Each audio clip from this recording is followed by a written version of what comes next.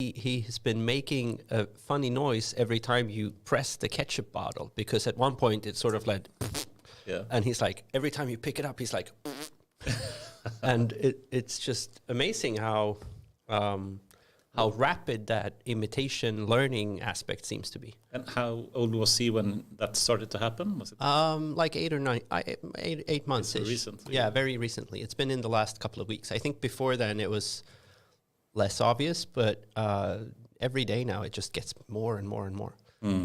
Gestures and like noises and pointing at things. And that's pretty cool. Is this like Pavlov's dog kind of thing where, they have some kind of trigger that causes them to react in some way? Or is it more that they're just imitating and not really releasing some trigger? I don't know. I think from what I can tell, it looks like just mirroring kind of constantly. I would assume that... yeah, I mean, the brain's a mystery, right? Like, yes. I think we all know we don't know, but yes. I've always, I guess when I think about it, I also do a lot of imitation. Like, you have role models, and you know, people don't do what you say, they do what you do, and all that. But it just is so blatantly obvious with my son now that whatever I do, he will do it exactly that way.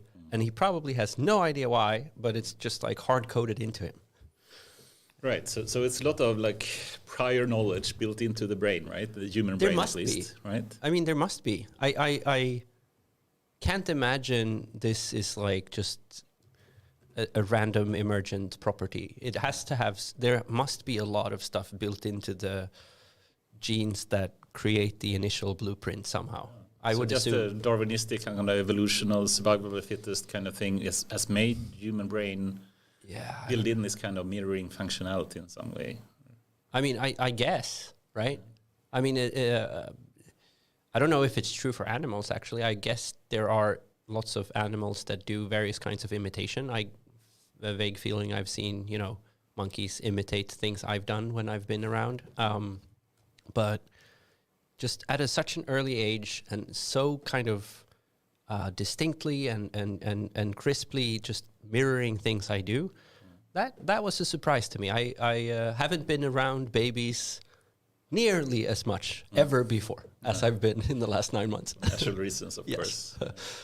Are you on parental leave right now? So you're spending, or no, not as of today or anything. But I've actually managed to take a fair amount of time to be home since he came about. So I've took a very long summer period and then a fair amount of time over Christmas, and it's been a little bit of a challenge running a scale up and becoming a parent. But I have a very good partner and nice team and everything. So it's been good so far. I'm looking forward to hearing more about that, and I'm eager. I want to add to the list of topics as well. The AI versus the human brain kind of topic. Yeah. But can we just go there very briefly? And sure. Without going too deep into the rabbit hole, but if you think about the recent like GPT-4 release, and then people are building on these kind of foundational models, new models that can do different tasks, and you can think about zero-shot learning that they potentially can do, and they can have increasingly general tasks that ChatGPT or GPT-4 now can do. Do you think we're moving in the direction of the human brain, that we are like building up some kind of? I mean, obviously the human brain. Oh, okay. Please elaborate. So I don't believe in the scaling hypothesis of transformers, and I think there are existence proofs of why we will not, if we approach infinity in parameters, sort of converge on a human brain. Yeah. There are multiple examples. For example, simple arithmetics, like multiplying numbers. Yeah. GPT models can't do that beyond numbers it's seen. No, I think that's an acceleration, but okay. Well, I mean, not really. I mean, even Google in their Big Bench paper has done sort of regression analysis of this size of numbers that you can multiply and when the accuracy breaks down. Yeah. And it's clear that there is no sort of framework learned that reliably makes you able to extrapolate the rules for multiplying numbers beyond a certain size of numbers. Sure, it goes worse and worse performance-wise when you increase the size of the numbers. But did you watch the GPT-4 demo release? Yeah. But I mean, remember the tax form thing? Sure. No, and it's not that I'm not impressed by the performance. I'm just saying, like, but they can't have memorized every kind of mathematical operation in simply that single demo, right? It needs to have some kind of reasoning to be able to do that kind of mathematical operations that they perform at that point. Hard to tell. I mean, maybe, but I'm not convinced. And I don't think you could get such a model to explain the rules for you. Probably not. Which but to me is some rule or way of doing it perhaps by themselves, right? I mean, it's an approximation, right? Yes. And I think the sheer amount of parameters just is the reason why such complicated things actually work to a large degree. Again, I don't dismiss the usefulness, and I'm super impressed by the technology. So actually my thinking recently has been that I think engineers tend to dream about simple solutions to the point where we assume that the brain is actually really simple. It could also just be a large collection of hacks. Yes. So not very complicated. It's just a very complex system rather than complicated system. I mean, it's probably both, right? Yes. But I don't think like there's a single. So Carmack, John Carmack, recently got a little bit of extra fame because he raised money to sit alone and solve AGI in 10 years. Okay. And his rationale was that the human genome is so small that one person should reasonably able to figure out the code that creates a brain. Okay. Which I guess, again, if you kind of take a religiously first principle based approach, might make sense. I don't think it makes sense, but he thinks it makes sense. Okay. So I think that the brain is actually like evolution has just like been throwing system after system after system on top of each other, finding a way for them to kind of get into an equilibrium where we remember just enough so that we can generalize, but not so much that we like become autistic or whatever. Like it's not too accurate. It's kind of the right balance. And it's probably a little bit of that, a little bit of this. It's just not, it's hard for me to reconcile that it's just going to be like one giant transformer model. That seems unlikely. Agreed, for sure. I mean, I think we can both agree that the reasoning capabilities, given the insane huge amount of parameters that these kind of large language models have, is very poor. I mean, it's really bad in terms of reasoning. It would need a lot of food if it was forced to live in nature. Yes. Food in terms of electricity, I guess. I mean, we've been forced to be efficient because there's just not that many berries in the forest, right? And the human brain is surprisingly energy efficient, right? Yes, extremely. Which, I mean, to me, the point of machine learning is making rare things common. That's the hard problem. Sorry. I'd like to come back to that point, or the question of memorizing versus generalizing. But I hope you at least agree that I think they even proved for GPT-3 that they could do mathematical operations that they searched through the whole training data and didn't see any of. So that's at least some form of reasoning, right? I mean, it's operating on embeddings. So proximity in embedding space could mean it solves operations that are, from a cosine distance perspective, exist in the data set. Yes. And you don't think the reasoning capability of just going forward by forward through the hundreds of layers in a transformer could actually be some kind of reasoning that is not just finding a proximity between interpolating different points in the training data? I still struggle to make a crisp difference between those two things, right? But reasoning in terms of at least taking a number of steps to come up with some conclusion. There's from my perspective, there are two things that work in a transformer.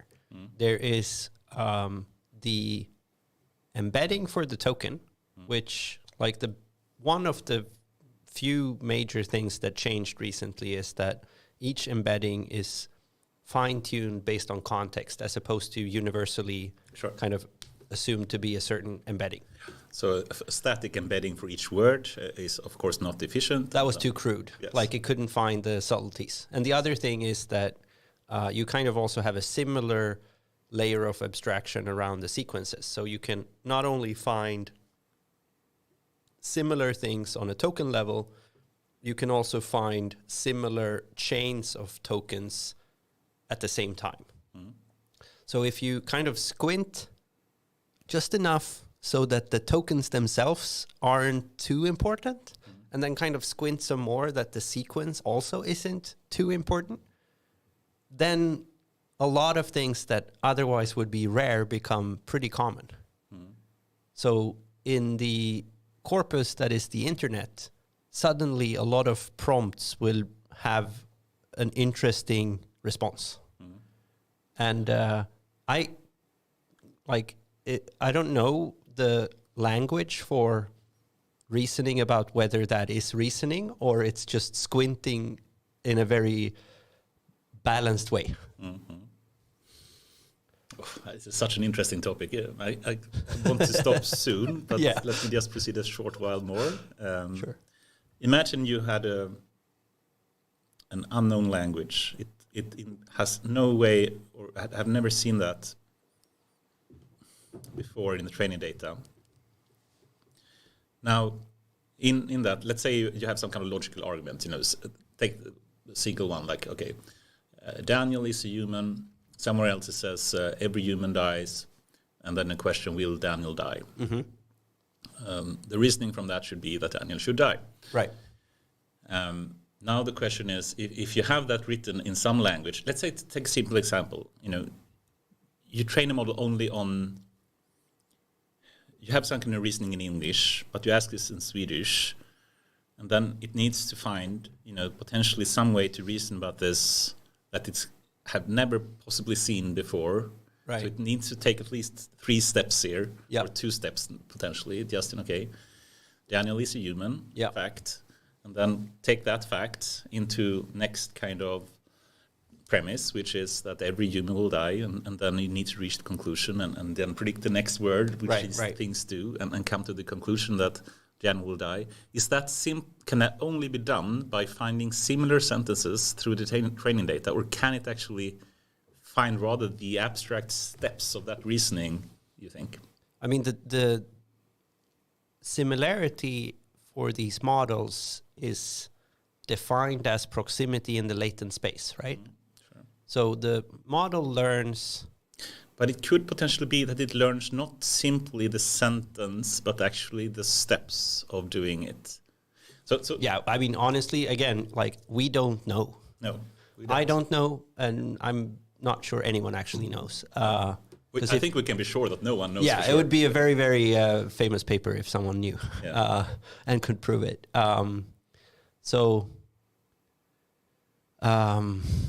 It's hard to tell. Perhaps we can come back to this later. Sure. But I think someone. I think it was Lex Friedman actually, he's probably heard it from someone else.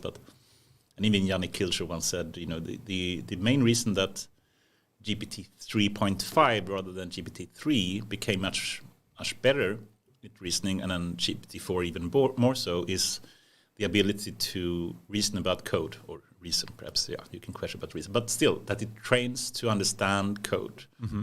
And it trains to understand how to handle code tasks, so to speak. Logical syntax. Yes. Yeah. And it is much more logical than natural language. And that made it forced it basically to be able to reason to a much higher degree than it that's probably true. Than it would otherwise if it just were trained on natural language, at least. Yeah, I mean, the corpus definitely, I think, is much improved in what you can use it for by adding code. Cool. Such an interesting topic. I'm looking forward to the future discussions here for sure. But with that, very welcome here, Daniel Langkilde. Is that correct? Langkilde. It's Danish. I blame the Danish for that. Langkilde. Yep. Awesome to have you here. We've Thank known you. each other for some time and met you a number of times in AI Sweden and I think, Share at least in Gothenburg and some other places. And I think I've always been impressed by both your knowledge, but also your success, in the companies you've had. You certainly are very knowledgeable and skilled for sure. So thank you. Also the focus that you have in Nanotel before now Kognic is something that I'm very interested in as well. And you've been successful in raising money, etc. And I'm sure a lot of people is interested in hearing how you succeeded with that, and me as well. So raising money is creating a lot of stress for you. Making money is much more fun. Perhaps you can use ChatGPT to raise money in the future. Yeah, we'll see about that. Cool. Well, very glad to have you here. And thanks for having me. Let's start a bit shortly about who is Daniel Langkilde? Langkilde, yeah. Langkilde? Yeah, so I grew up as a robotics nerd. Yes. As many others, it started with Legos. God bless the Danish for that, even if they made my last name very hard to spell. Did you grow up in? No.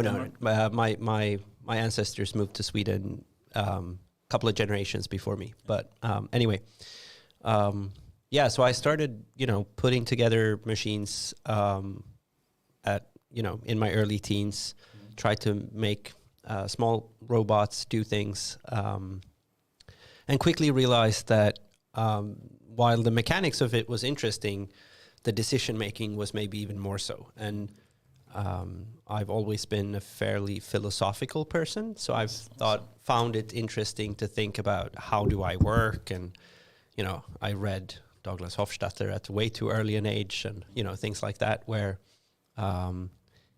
so I got obsessed with sort of what is intelligence, how does decision making work, and that escalated during high school, and after graduating, I got the enormous privilege of going to MIT for a while. Right. What did you do there? So I was selected through a competition to attend something called the Research Science Institute, which is like the BUDS program of science. What the Navy SEALs do for the U.S. military. Okay. But this was for like kids in the U.S. who were. How old were you then? 17, turning 18. So I spent summer with some of the smartest people I've ever met to this day, partly at MIT Media Labs and at MIT in general. And that just like massively broadened my horizon to what you could do and what the scale of ambition and intelligence looks like beyond. Any specific people that you met at MIT that you still remember? Actually, Tom Brown, who is one of the main authors on the attention papers and all those. He and I actually know each other from when I was there a little bit. So lots of random connections, but that's just one of them. But anyway, there were people like Rodney Brooks and Cynthia Brazil and all these famous roboticists in the lab there that became role models to me when I was pretty young. Mm-hmm. So then I was, for a while, dreaming about going to school in the US. For a bunch of reasons, I ended up in Sweden. How? Partly because it's very expensive to go to school in the US, unless you're qualified for financial aid and things like that. And also, I was not at all aware of what the US college system was like. I had no clue, about anything. I was not prepped for that. So I ended up at Chalmers. I'm from Gothenburg. The only thing I knew was that I would not move to Stockholm. So I just had that idea at that age. I don't know. Yeah. I'm not sure I would have that opinion now, but people are going to hate me back home. But anyway, so I ended up at Chalmers, got engineering physics, got a master's in mathematics, but started going back to the US every summer and also during the semesters to some extent, going back to MIT. To study or for fun? Or? No, I worked at the media labs with the researchers that I got to know through RSI. Right. So I got a chance to work on some different robotics applications and learn more about machine learning. And this was pretty early, this was way before, AlexNet and deep learning and all that. It was 2006, 7, 8. So the deep learning we tried to do at that time was like implemented from scratch in C. I've hand created deep learning systems way before TensorFlow and PyTorch and those kinds of things. Yeah. Did my own backward propagation on paper and then implemented it in code and all that crap. Yeah. Which was very educational, but also very tedious. So then fast forward a bit, I got another scholarship and ended up at UC Berkeley after graduating Chalmers, around the time that I got to know Staffan Trevé, who has become a very close friend and mentor, and also the person who later employed me for the first time in an actual job. So I was Berkeley, that was in California then, or? Right. So there was something called the AMP Lab. It's Algorithms, Machines, and People. Oh. So that was an interesting. Yeah, Michael Jordan, who's a very famous statistician. Yes, yeah. Course. So he had the desk next to me actually. What? Yes, I sat He's next. Super famous. Sat next to him for half a year. That's it. I have to touch you later. Yeah. No, I actually didn't know to the degree you seem to know how famous he was, which I think he liked because I wasn't smart enough to be awestruck. But yeah, so I worked in that lab for a while through some help from Staffan and from a former employee at Recorded and the scholarship I got. So I had a visiting scholar kind of role there. And that lab had lots of inspiring people like Matej Sahari, who created Databricks and Spark, did his PhD there, a bunch of others. So the algorithms, machines, and people thing was about sort of that intersection between,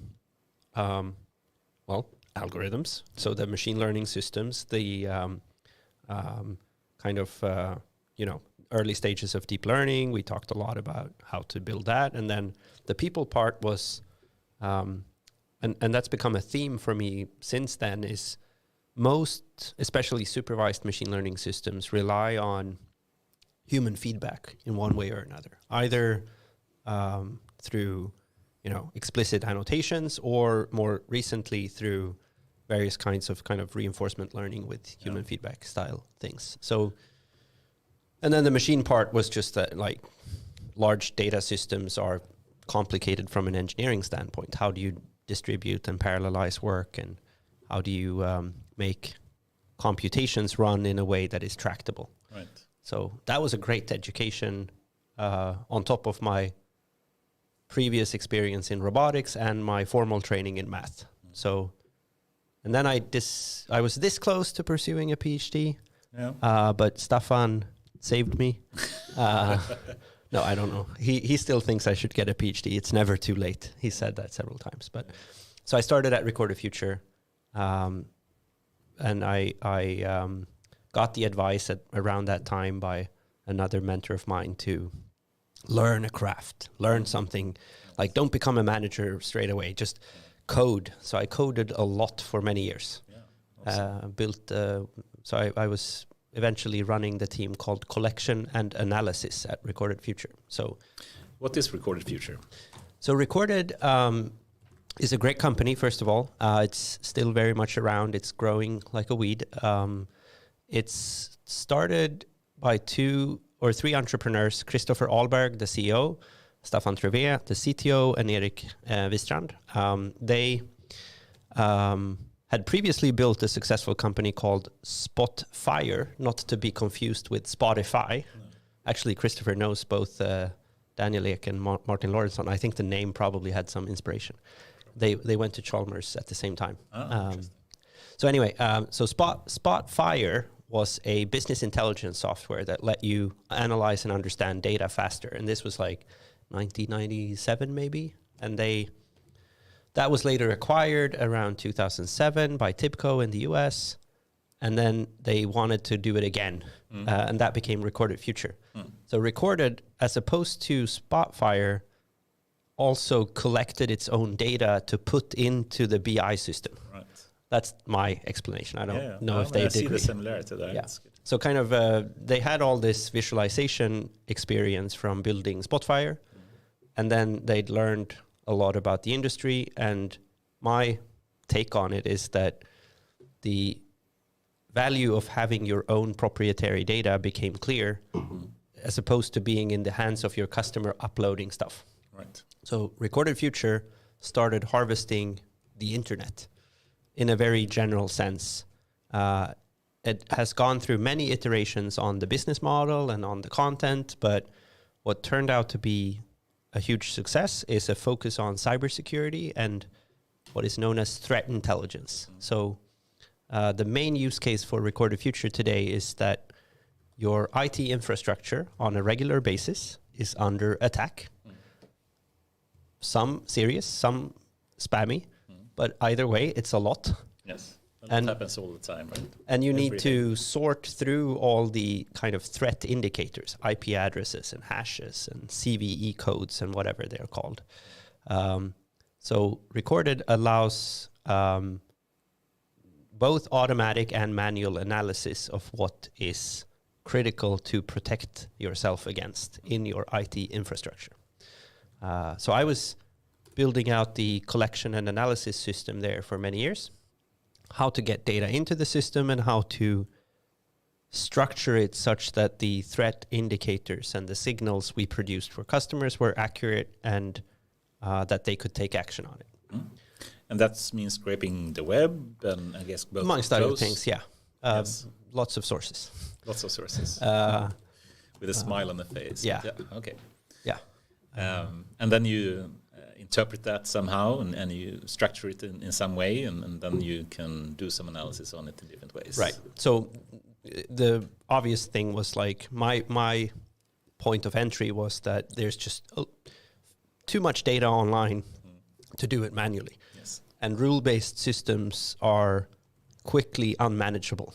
So you want to train machine learning models. So actually the origin of Kognic, the company I'm CEO of today, it's born out of frustration, as many other good inventions are. So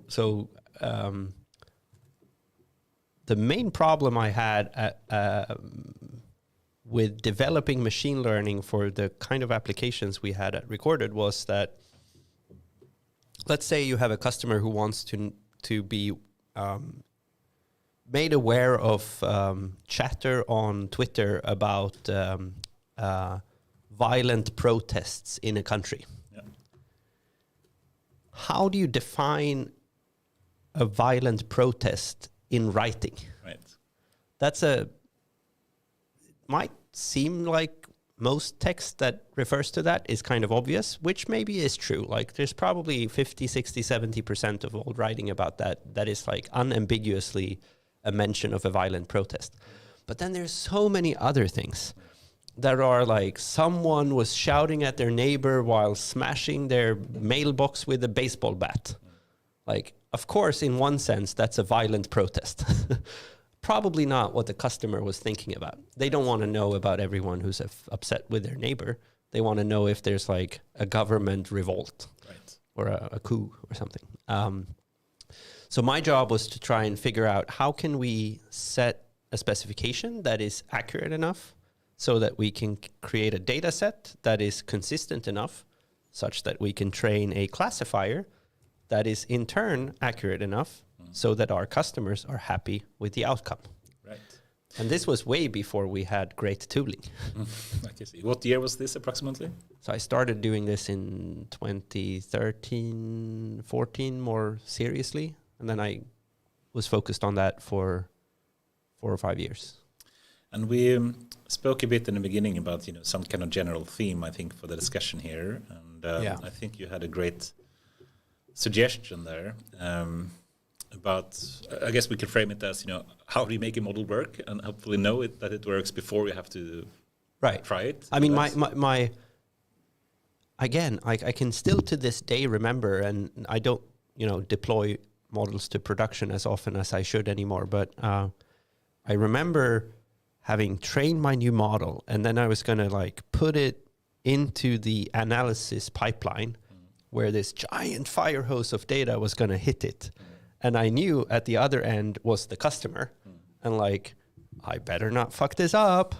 Because if I do a bad deploy here and it's got a high false positive rate, I'm going to spray some government agency with like alerts about stuff being dangerous.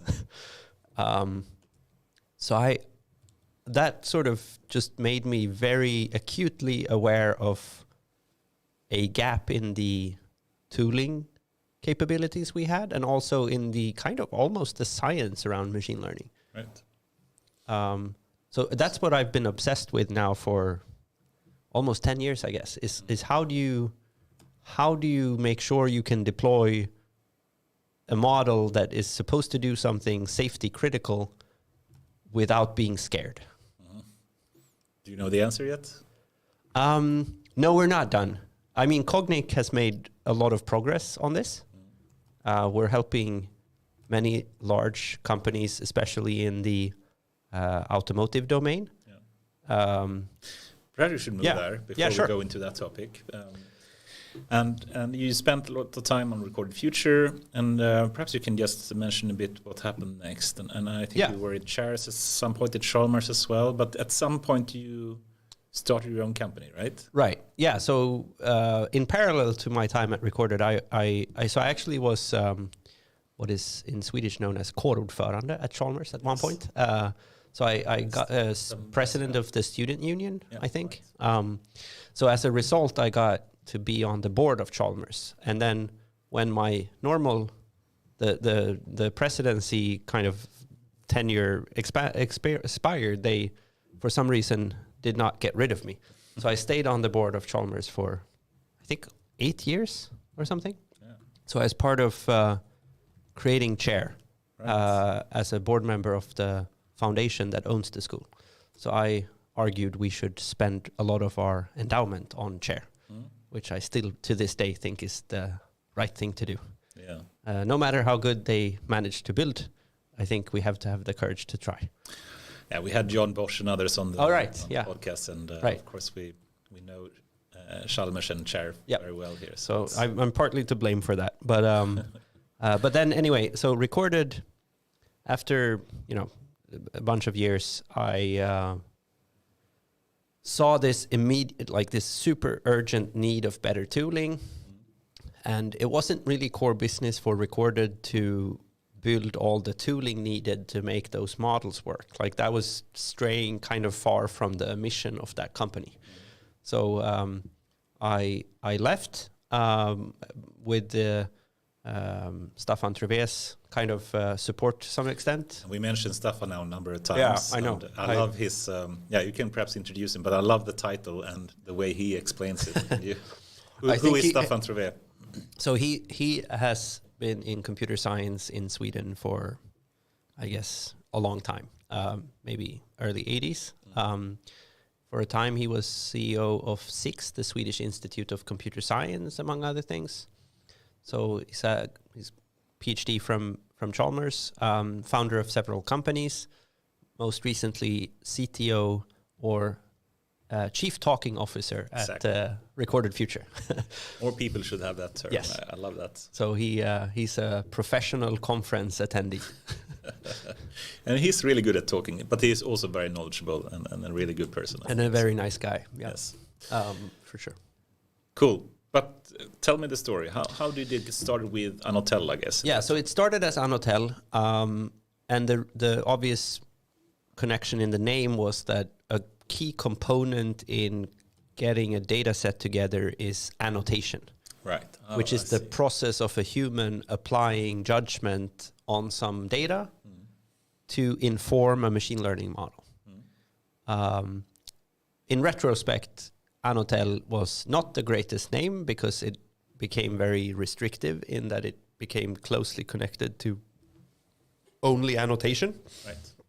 And that's why we're now Kognic, which is sufficiently vague to not create any obvious connections. What's the origin of that name? An excruciating process of trying to find something better than Anotel. that has a free.com address. Pretty much, yeah. There's no better secret story about it. Does it stand for anything? No. Or? I mean, obviously, it's a kind of a play on cognition. Yes. We figured it's nice.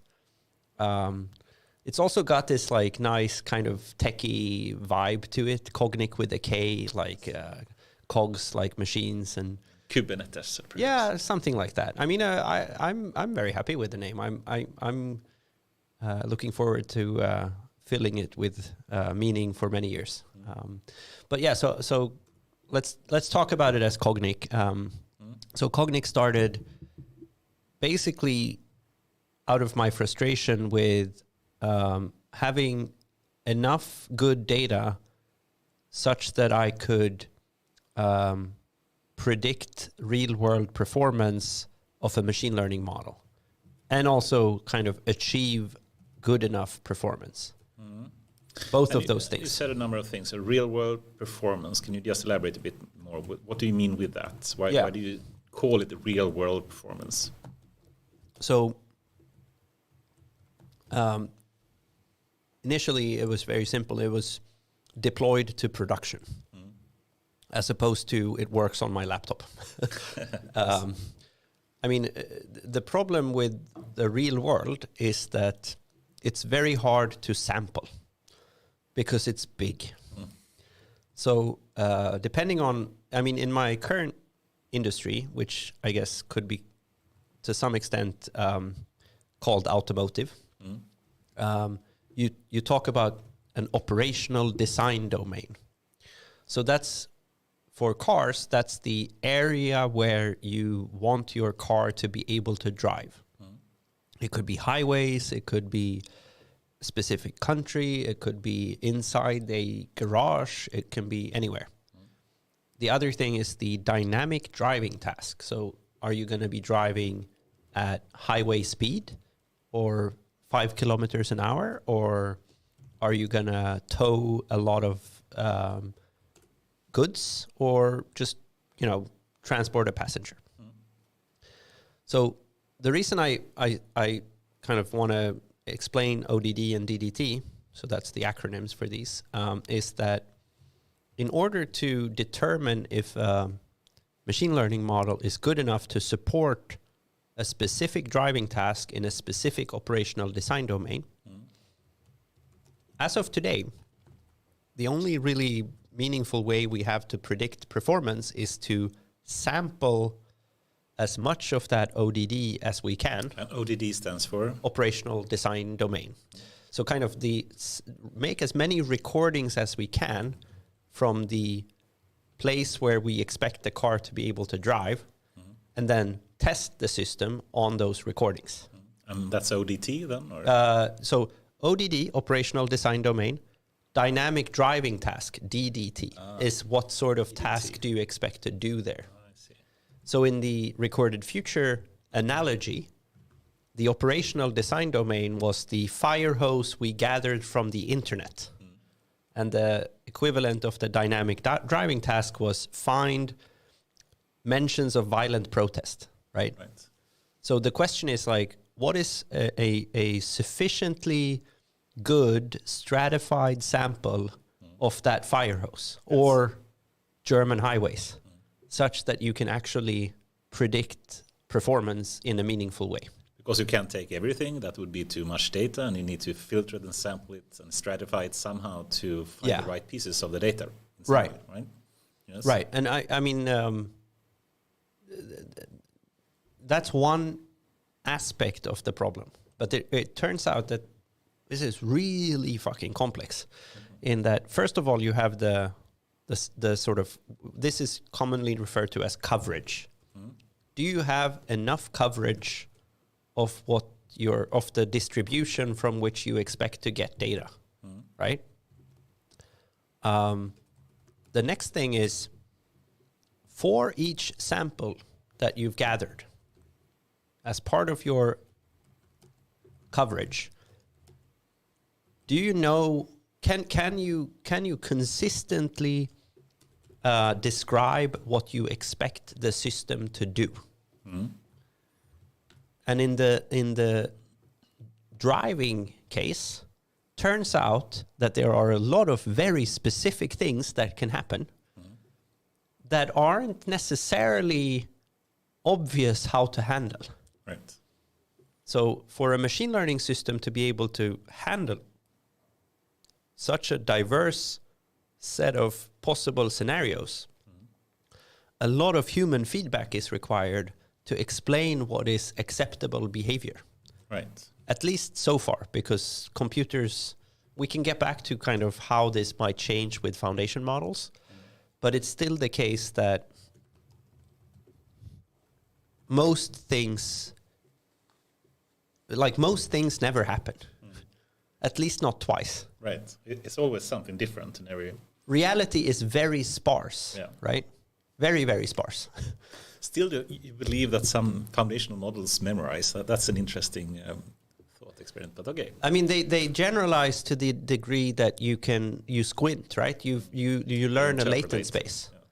Yeah. And they interpolate, you think? And they can't extrapolate?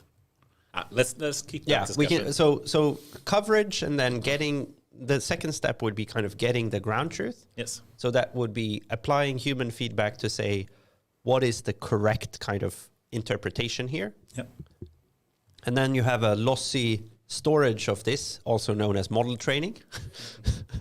And then you have an artifact in the form of a set of weights that you want to do an out-of-sample test on. And then you get a set of data, basically. Right. Yes. And then you get a set of performance KPIs. And based on those, you determine if it's good enough or not. Yes. But in theory, that all sounds, I mean, you can at least describe it. I'm not sure it sounds easy to anyone, but it's at least something you can describe. You make a bunch of recordings. Whatever your application is, there's some way of observing your operational design domain. You inject human feedback such that you have a consistent agreement about what you expect the system to do. You try and store that in a machine learning model, and you evaluate it, and then you decide if it's good enough or not. And then, since so many people are hung up on ChatGPT, and I guess we should be clear about human feedback doesn't necessarily have to be ranking, answers. It can be simply classification annotations, I guess. It can be anything. It can be confining a geometric subspace of a 3D model. It can be, which is also known as a 3D cuboid in a point cloud, or, there's some kind of annotation, basically. Yeah. I've lately tried to adopt the trendy term of human feedback, since reinforcement learning with human feedback. I also like it more than annotation, because it sort of puts an emphasis on humans having an opinion, yes, which is what it's about. And differentiate between self-supervised learning as well, right? Yeah. Yeah, exactly. I mean, so this kind of pipeline of steps, gathering data, checking coverage, creating ground truth, training a model, calculating performance KPIs. That's what Kognic is focused on. So we do this. We have developed a software platform, right, that started with specifically helping you create the ground truth. So perform the annotations in a semi sort of automated way. And then quickly, just to give some example, I guess, since you're also in autonomous driving space. Right. So cars for these purposes have cameras, lidars, radars, and you record videos essentially of time synchronized and calibrated data. So that means you have a lidar and a bunch of cameras and a radar. You know where they're positioned on the car. You know where they're pointing. They all have a synchronized clock. So you get kind of a global coordinate system, ideally, if all of those things work, which they generally don't. But if they work, you get kind of a nice fusion picture of the world. And you want to get ground truth. So basically an interpretation of that is good enough to base driving decisions on. And to be really concrete, just to make it easy to understand, it could be object detection, for example. Yeah, okay, yeah. So it can be other cars, pedestrians, road signs, lane markings, barriers, anything basically. It can be tires on the road, because there's a surprising number of those. Or garbage or whatever. You shouldn't hit those, I guess. Yeah, lots of obstacles. Or potholes, for example, is important detection task. Okay, so a major point, I guess, of Kognic then is you have a software platform. It can help you to build up the ground truth, the data set that you can later train a model on. Yep. And to also annotate or have human feedback. Yep. With that. What does it also help you to train the model in some way? Or that's the one thing we don't actually do, because I think neural networks are largely commoditized. So I don't actually care so much about that part. The smallest problem for most of my customers is the neural network. Right. So we focus on the part that they don't want to do, that they also are not successful at. I think that's very interesting, because so many traditional libraries and tooling is about training the model and to visualize some kind of KPI, as you call it, or some kind of metric of the performance. But there is less data about simply building up the training data to do so. So that's our core focus, and specifically humans introduce. We actually debated this in the company over the last just 48 hours. I'm inclined to say that humans introduce kind of a messiness in that we're a bit unreliable. Another way of saying it is that the world is naturally ambiguous. And it's probably better to just come to terms with the fact that if you take a very Bayesian approach to the world, sort of, obviously most things have a fairly clear classification, but we're always kind of sampling out of a distribution, right? Yes. So Bayesian in terms of its degree of belief in some way. Yeah. So I think that if you design an ontology of things, a la Linné, and you decide you want to map everything in the world onto it, you're going to struggle, because a lot of things are kind of vague. So just to clarify more, if you take linear, you mean having a map of species in some kind, and then. I mean, car companies are kind of trying to do that, but with cars and pedestrians, right? And then they find all these weird objects that don't really fit into a class, and they don't know what to make of them. I think that problem is going away with sort of learning latent spaces, maybe, but. Yeah, it's complicated. I mean, I don't think there's any obvious answer to. We don't know yet what it takes for a car to drive by itself, because they can't, as of today. That's an interesting topic. I add that to the list as well. Sure. When will we have FSD? Sure. So anyway, this is the purpose of Kognic, and we're 100 people today. We've been around now for 5 years. It's a lot of engineering, but also many other important things, sales, customer success, experts in perception systems. But yeah, that's the company. That's the company, right. And just to close the topic as well, something about, how to collect the right data for the machine learning test you want to train. I mean, you have the software platform for that. Is there any kind of common mistakes that people do otherwise that you would say that this is, by having this kind of platform, it helps people to avoid doing mistake Y or Z or something? Good question. So as much as I love our software platform, I think that it's also kind of a social problem that usually gets in the way. And the most challenging customers we have are those that believe they can write a detailed upfront specification that stretches many years into the future, saying exactly what sort of data they need and exactly what performance they need. They are always wrong. And no software platform will ever fix that. I mean, we've learned, and I think we to some extent knew, but we've definitely learned that this is an incredibly iterative process, right? So collect some data, but quickly evaluate it and see what the impact will be. Which is going to drive an OEM crazy. Yeah. Like a car company, they really fucking hate that.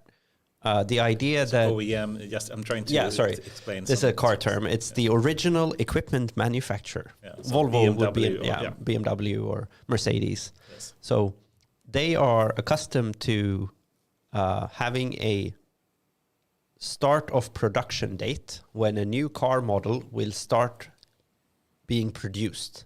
And that's when like metal hits a machine in a factory. And then before that, there's like years of planning and preparation and R&D and systems integration. And that includes, like, they've projected the mechanisms for building the physical car onto the software, which is not working very well because you cannot plan many years into the future exactly what you need because you don't know. That's also, I guess, a difference between building hardware, building software, and building models, right? So software, perhaps, if you differentiate, building a model versus software, is also, I guess, different in some way. You can call model a software, but it's less deterministic. Yes, and more data dependent, right? Yeah. So, I mean, if you think a machine learning model as something that is simply trained from data, and software is something that is humanly created without having data to train from in some way. Yeah. Then I guess, Carpathy has, the term software 2.0 and, sure. That's another way to build software, I guess. But if you take traditional... But it does require a new way of working. And also hardware is much longer term. I mean, you can't really change the hardware as easily as you can change software or a model. So I mean, the problem that the car industry has been facing is largely one of habit and culture, right? Mm-hmm. I mean, you've assumed that you are, when you start series production, you kind of freeze all the functionality. Right. So it's like releasing a CD-ROM of your software that you can never change. Right. So everything has to be right by that date because that's when we're going to release a new version. It's not continuously deployed. It's not CI/CD kind of things. Until, like, maybe now, kind of. I mean, Tesla, love it or hate it, you cannot avoid the fact that they've radically changed. I mean, from my perspective, Tesla is like, what would a car company look like if you built it like a software company? Right. And it turns out a car company built like a software company is much better at writing software, unsurprisingly to everyone. So they have over-the-air updates where you can push a software release to the car. You don't actually have to be done by the time you launch. There are no model years on Teslas, really. You get whatever functionality is available on the day you buy the car, and it might change. And that's it. And for a lot of car companies, that has been very, very hard to come to terms with. You sell a car, you sell the features, and you guarantee they work. And customers expect to know what they buy and expect to know that it works. And it turns out customers actually couldn't care less. Exactly. They just want a great user experience, and it doesn't matter if it changes. Yeah. So you think Tesla has been a driving force there? Absolutely, 100%. Major one. They would not have changed as fast if they didn't have to. Yeah. So yeah, I'm a huge, like, my beef with Tesla is that they lie about the capacity of their ADAS system. Perhaps we should explain what ADA is as well. Yeah, so ADAS is Advanced Driver Assistance Systems, which is ways to make driving safer and make it require less effort. And not full self-driving, then? No, that's bullshit. Oh, that's a strong statement. Yeah. Oof, I'm so tempted to go there right now. But okay, let's wait. I encourage you. I had it on the list already, so we'll go there shortly. Sure. That's cool. But you can easily see that, of course, that most cars today has basically assistant driving, right? As the main functionality. Right. And that's very useful and powerful. And absolutely. Right. But just to get back to the topic of, perhaps what is the difference really about building hardware versus software? Or perhaps specifically for the automotive industry. And partly one is, of course, the building time of hardware is longer than of software. Yeah. I mean, so to be clear, Kognic is still a software company. So I can't speak to the like with intimacy, I don't know what the experience is like building a hardware company. I think in future ventures, I will build the courage to do something hardware related. But You I've started been with robotics, right? Yeah. True. But if you want to make quick money, I guess hardware is scarier. But I guess could you conclude that the more software based you can make whatever robot, if you call it that, if Absolutely. you call a car a robot, I guess you think that the car is a robot? Yes, absolutely. And so the faster it will be and better it will be to update it, right? Right. So the thing that is harder to change quickly in a car is the sensors. And they are quite closely connected to the software, especially if the purpose of the software is self-driving to some extent. So the hard part about the sensors is that as of today, machine learning models are somewhat sensitive to the details of the way your sensor captures a sample of reality. The resolution, the RGB distribution, the range the LiDAR can detect reflections, those kinds of things. So there's definitely, like, there's no software update that will ever fix the fact that a Tesla doesn't have a LiDAR. No. Exactly. Do you think it's a mistake, by the way, for them not to have a LiDAR? I think it limits what they realistically can expect the car to do, which isn't the same to say as a mistake necessarily. I mean, it depends. I mean, it clearly makes the bill of material lower. So the cost of building the car is lower.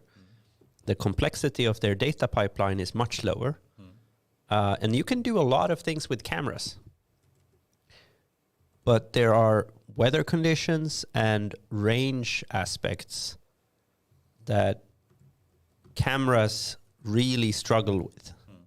And even if humans can, like the first principle argument that you hear from time to time is that, well, since humans can do it and we have the equivalent of cameras, so should computers be able.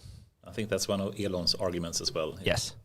So, I mean, I don't know if cameras today have a resolution comparable to our eyes necessarily. Yeah. So maybe that is a limiting factor. Also, I don't think the machine learning algorithms we have access to today are comparable to human brains. And do you think there is a point to try to make machine learning models or AI systems in general be as close to humans as possible? Or should we simply make use of the best functionality that sensors can have today? Yeah, I mean, I'm a pragmatic person. I'm an engineer more than a fundamentalist in that question. Like, if we have the tools to make something useful, we should. Doesn't matter if it's human or it looks like a horse or whatever. I mean, cool. I think I kind of lost track of where we were now, actually. But we were just speaking about the difference between hardware and software for automotive. But I think we've more or less settled that. And also, perhaps just to finish that off, software then can be of different types as well. We have, at least to a Carpatho, the software 1.0 versus 2.0, where we have, machine learning from data instead of having to manually write rules that you can... So I've actually increasingly started to think that there's like... So the first paradigm shift was clearly going from sort of if this, then that to programming by example, right? And that's a 2.0, basically, right? Yeah. I think of it as programming by example. My recent obsession has been, or rather put it this way, so the big breakthrough in machine learning, going back to the idea of making rare things common, is that you can learn a latent representation. So if we expand on that for a bit, and then we're going to try and tie it all together. The idea of learning a latent representation is that it requires that what you're doing, or I'm not sure if it's a universal requirement, but it's very powerful in cases where you have a sequence prediction task, right? So your goal is to take a sequence of things, tokens or otherwise, and predict the next one. Yes.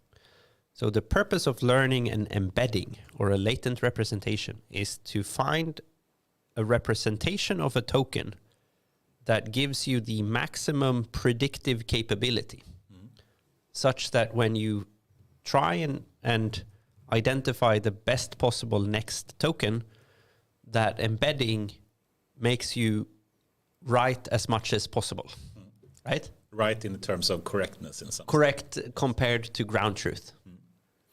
And just to make it clear, for people that doesn't understand latent representation, you can basically think of a neural network as taking some kind of tokens or some kind of initial data, that raw data, and then turning it layer by layer into some kind of more abstract, if you want to call it that, or some kind of more. So the simplest way to explain an embedding that I found so far, so the original idea, the way I traced it, is that in natural language processing, back in like the 50s, when it became a thing, someone said words are defined by the company they keep. The company they keep, okay. Yeah, I mean the context essentially. Okay. So it's kind of poetic, I guess. But so the idea was in terms of the neighbors. Yeah. The organization. No. The company they keep, like their social circle. So what embeddings became more mainstream after a guy named Thomas Mikolov wrote a paper called Word to Vec in 2008, I think. And the simple-ish idea is that if you take a large amount of text and you create, let's take a spreadsheet in Excel, make the columns all words in the dictionary and the rows all words in the dictionary. Then you read all that text word by word by word. And when two words occur in the same context, you increment that spreadsheet cell. So, and you want to read as many words as you can so that there are as many numbers as possible in the spreadsheet, right? And then this is where you need to have a little bit of imagination and some patience. So we take that spreadsheet and we call that a co-occurrence matrix. We put that to the side. And then we take the unit sphere, so a ball of radius 1. We make a point on the sphere and say, this is the word the. And then we try and pour all the words onto the surface of the sphere such that their cosine distance is proportional to the probability that they occur in the same sentence. That is basically the scientific definition of an embedding. So what the GPT models of today do is basically that, only they do a couple of other things too that let you tune those embeddings to the specific context in which they occur. So as opposed to finding an embedding for each word in any position, you find a specific embedding for each word in a specific context. So instead of having a fixed embedding for each word, you have a dynamic one depending on the context right. that it is used in, right? And it's much lower dimensional than the dictionary. Like the dictionary might be 50, 60,000 words. Most word embeddings are some multiple of 8. 512, 1024, 2048. You'll notice that the big change in GPT-4 is that they've expanded the token space to some larger multiple of 8. I think it used to be 2048. 4,000, I think. But or 4,000, I think it's 32,000 now, right? Yeah, I mean, it's going to be some multiple of 8 anyway. True and cool. Would you agree that now from a philosophical point of view, that the learning that they do when moving data from a raw state, could be word by word, like a position in a dictionary or something, or index in a dictionary, to some kind of first embedding, and then layer by layer, perhaps 100 layers later in GPT-3, they have a semantic understanding of the word. Just like it moved from syntax to semantic. Would you agree so far, or do you think that's correct? So,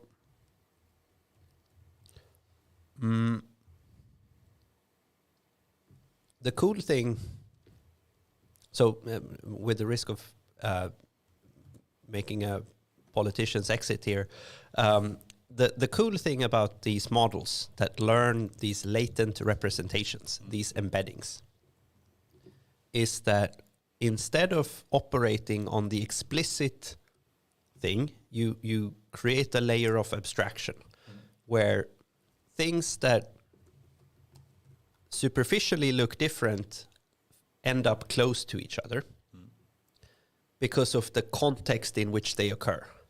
So two words that character by character might be totally different, but that are used interchangeably, end up close to each other. But does that mean simply by the way it's trained, that it actually have a closer meaning or understanding of the meaning, the semantics of the word? Or is it simply...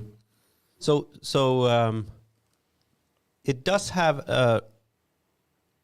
I mean, implicitly there's a relative... It can relate things to each other because there are vector distances in this space.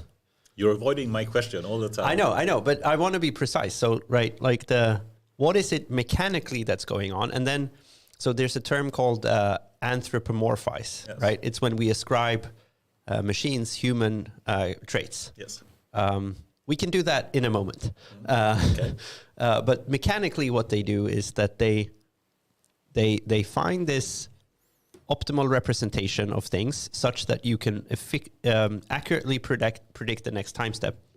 And I think the human brain works in the same way? Probably, yeah.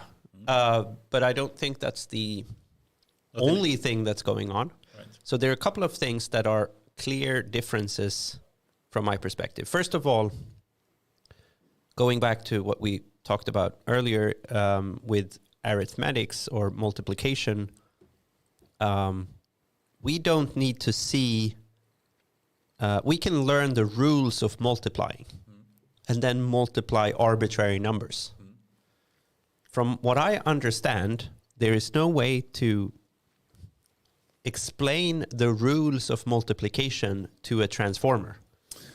Okay, well, let me just jump in here a bit then. And if we take the chain of thought prompting kind of approach, yeah, right? You give them a set of examples.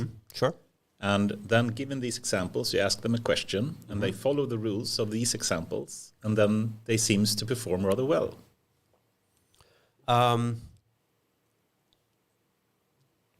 So that's true for a lot of things. But again, and I'm mostly just basing this off from Google's Big Bench paper, going beyond the imitation game, as I think is in the headline. They clearly indicate that there is a point for all sizes of transformers where multiplication breaks down. I think for humans, very much earlier, potentially. Yeah, I mean, okay, so let's take another analogy of why I feel like there's something missing. Again, I feel like it's weird because I come off as a skeptic of the idea, which I'm not. Like, I like transformers. I think they're really cool. Yeah. I just disagree that they necessarily converge on human capabilities ad infinity. And another reason is Could they surpass human capability much faster, potentially, you think? Um, Is human capability really the end goal? No, Not necessarily. Humans are horribly bad at doing, a lot of math things. operations. Yeah. Ask them to, multiply It's two funny numbers. It's horribly poor. Yeah. I mean, I think a transformer even today is much better than any human in multiplying two numbers. Absolutely, and it's at least it's faster.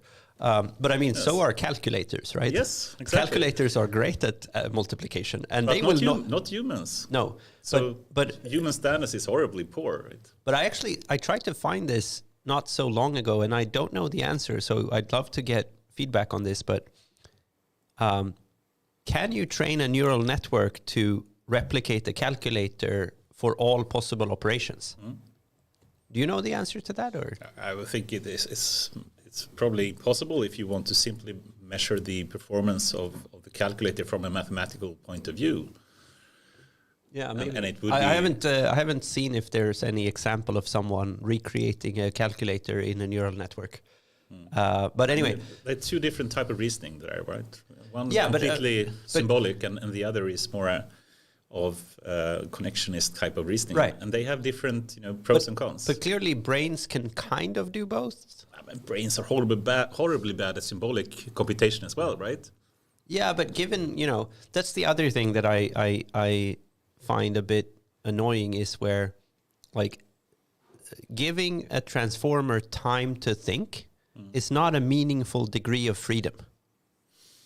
Okay, I'm trying to understand what you mean. Can you elaborate? It cannot think about things. No, okay, so it doesn't have the reasoning capability of It's taking a number of steps. finite computation. Yes, it's a finite number of steps, but it's kind of a large number. It's like 100 steps at least that can go through in the layers it has. Yeah, but it's not dynamic, right? Well, it changed layer by layer at least, but it doesn't. But you'll always get a reply within 100 milliseconds.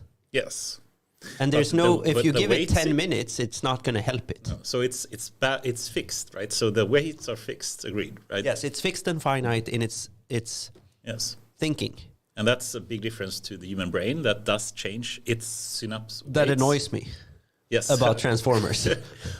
Yes, agreed, very much so. But the synapse doesn't actually change that often, though. But so I mean, I'm not. We are getting enormous amounts of useful things out of machine learning today. Yeah. I make my living off it. A good one, I might add. So I really love the technology, but I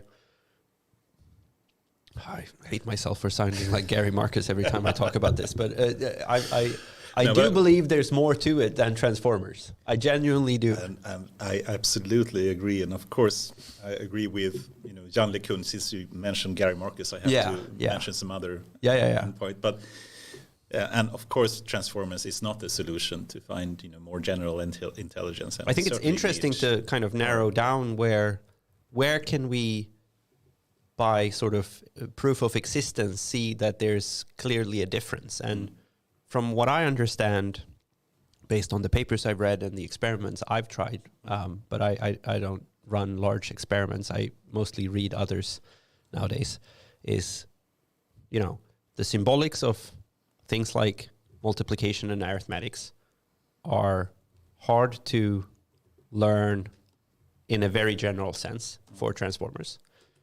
They do not have a meaningful way to exploit additional time to think. No, that's clearly missing, right? Yes. And the third thing is like learning policies, where, if you look at alpha mu and the latest DeepMind models. Or reinforcement learning, right? Yeah. I mean, if you disconnect the kind of Monte Carlo tree search from the deep learning part, alpha, whichever version is best at chess, falls below grandmasters. Yeah. Because once again, what did you say there? The best chess algorithms, yes, if they need to play purely based on deep learning based board evaluation. Not reinforcement learning, you mean? So without if they are not allowed to do tree search. I see. Then they cannot beat grandmasters. It's only it's clearly, I don't care if it uses both. I'm just saying deep learning is not enough. Yes. So, okay. So this is an interesting topic, I think. I'm just trying to find a good topic here to write for it. But then if we say it like this, so there is something behind the policy network that you potentially have in reinforcement learning. They basically, I'm trying to just give some basic here, Sure.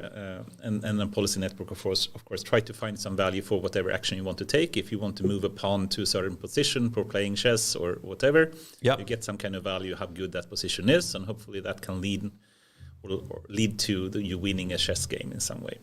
Now, if you only are allowed to do that one step without the tree search, right? Yep. And then the other player can do something, then it will quickly lose, right? I mean, in theory, you might be able to, or the way I think about it, I'm not 100% sure this is correct. I'd have to have someone bullshit proof this maybe, but in theory, you could store all future possibilities in your interpretation of a single chessboard. Maybe. But it's just a lot of them, right? Yes. And the encoded version of that would have to be pretty big. Yes. So as opposed to just like superficially getting it from observation, a more storage efficient way is to prune the tree and traverse it. Or to reason. I mean, if we use the term reason here in a very broad term, in a very broad way, you can say that tree search, like Monte Carlo tree search, is a way to actually iteratively reason. Yes. Right? You can absolutely say that, for sure. So then if you combine the deep neural network with some kind of external reasoning capabilities like Monte Carlo tree search, you have a much more efficient way to perform the task. Which is, again, what OpenAI and Anthropic and others are to some extent suggesting, in that they want to put a policy network on top of the large language model that they train based on human feedback. And perhaps a tree search algorithm as well. Because that's missing today, right? Yeah, and again, I think the brain is a collection of hacks. I don't think it's one simple, elegant thing that has I've never seen a computer program that is like one giant loop that does everything. No. Those are usually bad programs. So wouldn't the conclusion here be rather interesting? And perhaps you can answer this question. Given that you've seen the performance of AlphaZero, for example, that could learn by never looking at a single human playing chess, by simply playing itself, very, very quickly beat every human and become, master in both chess and Go and so many other games. But they do that by combining the deep neural network with additional reasoning capabilities like Monte Carlo tree search.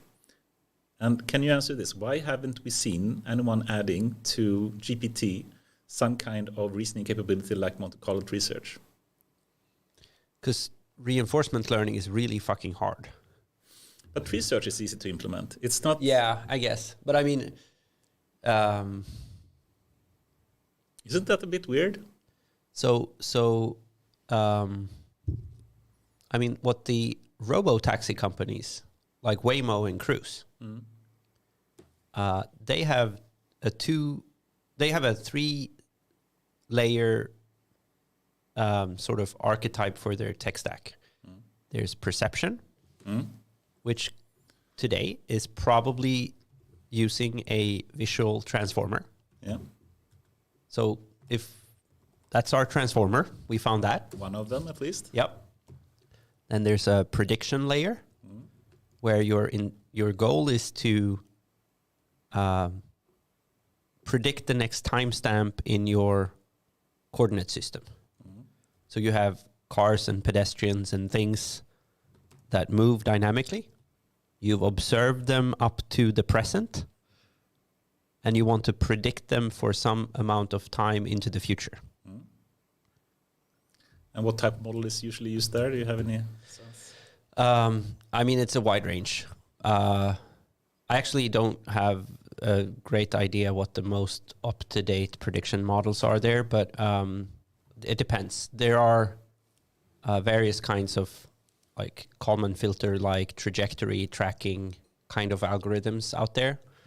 I don't know how big the deep learning impact has been there, if it's still kind of traditional to some extent, but I'm sure at Waymo it's very much deep learning based, I would assume. And then finally, there's kind of the driving policy, which needs to make a decision about where to go.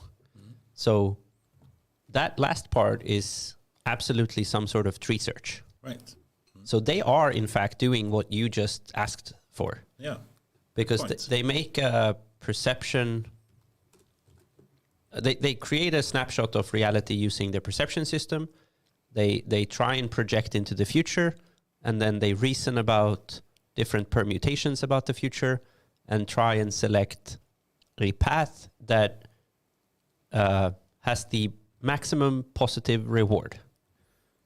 And is it, yeah, so I think this is an interesting topic in itself. How does full self-driving, when it does work, if you call that in the future, you mean? Maybe, or today, work. And I think you explained it very nicely there with the perception prediction and the driving policy. Perception prediction planning, I think, is the popular paradigm. Awesome. Then, wouldn't you think, at least I think so, that at some point soon we will see these kind of large language models also being combined with some kind of planning? Yeah, sure. Right? I mean, I think what we're seeing,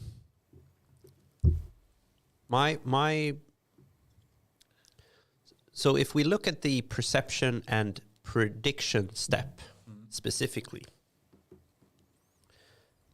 my vision, and I have no idea if this is going to be true, I'm just, betting a lot of money it's going to be true, is that until now, we've tried to get humans to handcraft an interpretation of things in the perception layer by creating annotations. There's then a separate step that tries to, based on those annotations or the predictions outputted by the perception system, that then tries to predict where those objects will go. I find it highly unlikely that a shitty human annotation will carry nearly the same predictive power as an embedding. So more realistic from my perspective is that you learn in a unsupervised way by just observing large amounts of objects moving, a latent representation of each object, such that you maximize your ability to predict the next timestamp. Right. Which would be to just adopt the transformer paradigm, 100% merge perception and prediction, and just like base your planning decisions on that. To me, you sound exactly like Daniel Langkilde right now. Which I take that as a huge compliment, I guess. Yes. I think that's what's going to happen. And everyone is freaked out about how do we then debug when it goes wrong. But of course, you can decode from the latent representation back to visual domain and look at it. And there's even a self-driving car company out of London, Wavy, who kind of does this. I think the question of like, how do you know if your model is good enough for prime time is still there. It doesn't go away with this, but this feels way more like it has a way higher probability of success than labeling things with like, this is a car and it has this color and it's in this lane, and then hoping that's enough to predict where it's going to go. And let me then just to quote Daniel Langkilde and also come back to you having a small kid. Yeah. And, kids at some age, he has a background in psychology. He knows the ages properly. I don't. But there is a point where a kid, when he watch some toy car running on a table and it suddenly drops down when the table ends, that makes them surprised in the beginning. They don't understand why it suddenly Yeah, drops. I've seen that talk from Jan Lekun. Oh, you have? Yes. I mean, then you understand what I mean. And then the question is, you can even either have other humans trying to tell that kid, the car falls down afterwards, and then that's the way they learn. Or they simply learn by themselves, by observing the I mean, clearly world. my son doesn't know about Newton. Yes. And he still throws food to our dog. Yes, and successfully. Yes. So he has made that connection without knowing about gravity. So he has no idea what gravity is, I'm sure. So the whole cake model of Jan LeCun, you agree with that basically? That absolutely. The bottom and the big part of the cake is unsupervised learning. Yes. And the rest, the topping and the icing of the cake is the annotated part, but the more you can move into unsupervised. Yeah, absolutely. Absolutely. I think... I mean, that's very interesting to hear. Okay, we have been avoiding a topic now for far too long, and I see the time has flied by, and there's so many other topics we should cover. But let's move into one of the more controversial ones then. Sure, I love those. No. Okay, so do we have full self-driving cars today? So since it's a controversial topic, I want to be super precise. There are Cruise and Waymo taxis in parts of San Francisco and Phoenix that can take you mostly successfully from one point to the other without the driver. Yes. There's no denying that. That's a fact. Yes. There are robot taxis that you can use commercially today, right? And in China as well, etc. Yes. But the capital expenditure of getting those products to work for a very small operational design domain is huge. Yes. Sure. And the marginal cost of expanding the area where they work is basically linear. Really? Yes. That's a bit surprising. So it's very unfortunate for them, which is why most of their market cap has been wiped in the last 12 months. Elaborate a bit more. Sorry. So they are, limited to a certain area. I think, Waymo is running in San Francisco or something. A couple of blocks and mostly at night. Yeah. At night as well? Oh, perhaps. But still. I think Cruise only drives at night. Oh, really? Exclusively, yeah. Only when it's dark out. Anyway, then let's say at some point in the future it can drive at the daylight, and it can at some point drive through the city of San Francisco at some point of success. Some crashes, but still. Sure. At least in human level performance, or hopefully a bit above. At least above some drunk driver. Yep. Or drunk cab driver.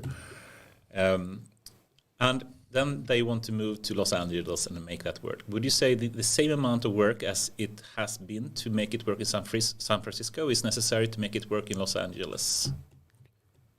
As of today, the marginal cost is very, very high. Yeah. So each additional kilometer comes at a very high cost. But it's not linear, right? Is it really linear? I mean, no one's going to tell you for sure, but they do burn through an awful amount of money, and they have very small ODDs. Yeah. So it depends, I guess. But it should be able to generalize over cities, wouldn't it? If there was clear evidence of this, they would be shouting it from the rooftops. Are they? No. No. What is their market cap? Down 90% since 12 months ago. I mean, I think I would love for them to be successful. I would love for Aurora, Cruise, Waymo to be successful, but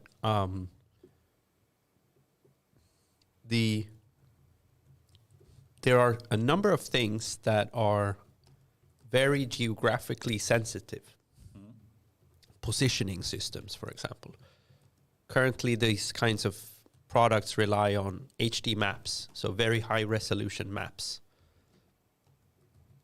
that need to be constantly updated, which is very expensive and very time consuming. I mean, the reason they can drive in some of these areas is they know down to the millimeter where everything is, which obviously makes it a lot easier. So to be even clearer here, I think Waymo at least use pre-defined maps, that they have in that area, and they update those, and they have LiDAR. They all use HD maps, yeah. Yes, and they all also have LiDARs, etc. Yes. So if you then were to design it in a different way, where you don't have pre-defined maps, perhaps LiDAR you could have or not, would you think that's a more scalable solution potentially? Absolutely. I mean, ADAS systems do not necessarily need HD maps. I mean, again, first of all, it's kind of hard to say for sure what these companies do and do not do. So I acknowledge that most of what I think about this is to some extent hearsay. Sure. We're speculating here. It's I'm not privy to exactly how either Waymo or Cruise does it, but you're one of the top experts, at least in Sweden, here for this. So it's a very interesting. So as much as to the extent that I know, there's an HD map component, and there's a challenge of keeping those up to date. So there are companies specifically focused on how can you create very detailed maps that are constantly updated, and there's clearly demand for those. Yes. Number two is, okay, so assuming you have the kind of positioning part, then you need to, through landmarks and other things, place yourself in the map. Yes. And you do that with camera and LiDAR. So you have the GNSS or GPS position. So you know based on that where you are. GNSS is the more accurate version that is typically used for these kinds of applications. Still GPS satellite-based things. I think so, yeah. Actually, I realized I don't exactly know how. I just know they call it GNSS. Okay. I think it's maybe that it's combined with an IMU too, so an inertial measurement unit. So it's kind of an accelerometer kind of thing. I don't know. This is not my area of expertise. But so there's positioning. There is, and then you kind of do perception to place yourself in the map.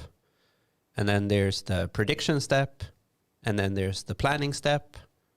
And as far as I understand, even for relatively mundane intersections, there can be very local behaviors that you need to learn in order to successfully navigate those intersections. And from what I understand, driving policy and perception combined sort of in its ability to predict and plan is still struggling to generalize beyond areas that it knows intimately at a reasonable marginal cost. Sure. I can buy that, and it sounds good. So let me then move to Tesla, and of course I'm very much speculating here as well. So I don't know the truth of this, but at least if you compare Waymo to Tesla, as you said as well, but Waymo is focusing on making full self-driving work in specific areas and then making it work very safely there. Yep. And then scaling up the positions that they can have. And then Tesla, you could argue that they take another approach. They simply say, let's go everywhere, but let's not go full self-driving directly. Right. And then they build up, they collect a huge amount of data, of course, through humans that are driving the cars and then get signals from how they operate. Yeah. And then they, through this, insane data collection, that would be fun to hear you speak more about as well, since they have a rather advanced, data collection. Yeah, the fleet insight. Yeah. But they take the other approach of let's go everywhere, let's collect a lot of data, and then instead of just making full self-driving work in one place, they make advanced driving work first, and they increase the level of full self-driving. That you're correctly characterizing their product strategy. Yeah. And I think it's the best one around. The problem, so again, this is why I find this so difficult. I admire everything about Tesla except how they talk about it. Okay. So I think the engineering approach makes 100% sense. Yes. The software first approach, the fleet insight, the continuous learning, the full 3D reconstruction with the 3D occupancy grid. Like, it's brilliant. It's awesome. But don't call it self-driving now. Because people die because they think it's more capable than it is. It's just such an unnecessary thing.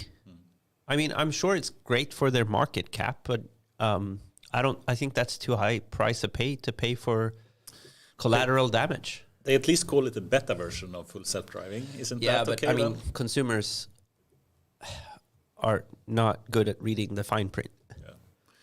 So I cannot. I don't think there is any company that has a better strategy to make broadly available automated driving possible as of today. Right. So Tesla is in the lead, you say? In the pursuit of increasingly automated driving, absolutely, 100%. But they are far behind the pure robo-taxi companies. But on the other hand, who knows if they will even survive? So behind in what sense? In that they actually are running it commercially without the driver, so to speak. So they are far behind in that sense, you mean? I mean, performance-wise, the Waymo and Cruise and Aurora rigs are just insanely more capable. In what way? I mean, in all ways. In less accidents? Or disengagements, the complexity of the ODD, DDT, range, speed. They are just way more advanced, but... Isn't they limited like 80 kilometers an hour thing or something? For the full self-driving equivalent, yes. But I mean, that's still higher than 0, which applies to Tesla. You can put it in full self-driving mode and it can, operate and run very... But you're liable if it crashes. Yeah, sure. Yeah, so... It's possible at least from... Yeah, but I mean, that's not a... That's not the question. Like when Aurora says something works autonomously, it means they are fine assuming liability. The moment Tesla says we will assume liability, I will believe them. Yeah. But they don't, for obvious reasons, because their lawyers and their financial risk department would quit. Yeah, and they wouldn't be allowed to drive anyway. So I mean, it's not possible for them from a legal point of view to even do so, right? No. I mean, the regulatory framework here is underdeveloped. Let's put it that way. But from a pure, if you just ignore the legal point of view for now, and who's liable or not, and just think from a pure technical point. Let's imagine we were to do a more scientific experiment, and we put a Waymo car next to a Tesla car. The Waymo car would blow it out of the water. In what way? The type of tasks it could perform, so the speed of driving. You have a complex, driving throughout San Francisco. Yeah, it's some kind of obstacles on the way, some kind of. It wouldn't even be a fair fight. Interesting. Yeah, it wouldn't be close. Interesting to hear. But I mean, there's a significant difference in that it's like comparing a horse carriage with a fighter jet. There's a fairly large cost difference in those two things. But wouldn't the Waymo simply, stop as soon as it was a bit unsure, and the Tesla would try to find a solution around it? I mean, that comes down to the programming, I guess. But I mean, if you let the lidars, the radars, the cameras, the software, the amount of simulation, all the things that have gone into the Waymo robotaxis, and you compare that to a low-resolution, camera-based ADAS system, that's not a fair fight. But that's just a sensor thing. I mean, no, it's not just a sensor thing. It's also software, simulation. I mean, sure, Tesla... So, again, there are no public benchmarks that can actually prove what I'm saying. Yeah. I'm actually going to the Bay Area in about a week. I'm going to meet with both Waymo and Tesla. I should Yeah. Ask them if they can produce a KPI sheet. I mean, ask them what they think. You know, if you ask the Tesla guys, I'm sure what they will answer. But still, it would be fun. No, I'm pretty sure they would surrender to Waymo. Okay, interesting. Yeah, I mean, they're really smart people. They are not prone to lying. No, I hope so. There's lots of extremely competent and brilliant engineers at both companies, and I think they're very different business models, very different go-to-market strategies, very different product strategies, yes. Right? Like Tesla is betting that large-scale fleet deployment with a high learning rate eventually is going to be great. Yeah. Waymo says, let's put everything and the kitchen sink on top of a car to make it as capable as possible. No expenses saved. Like just, spend as much as it takes. And we don't need to worry about the business model or how we're going to fund this long term or whatever. Let's just see if we can make it work. That's two very different approaches. Of course, one of those two products in the short term has an advantage.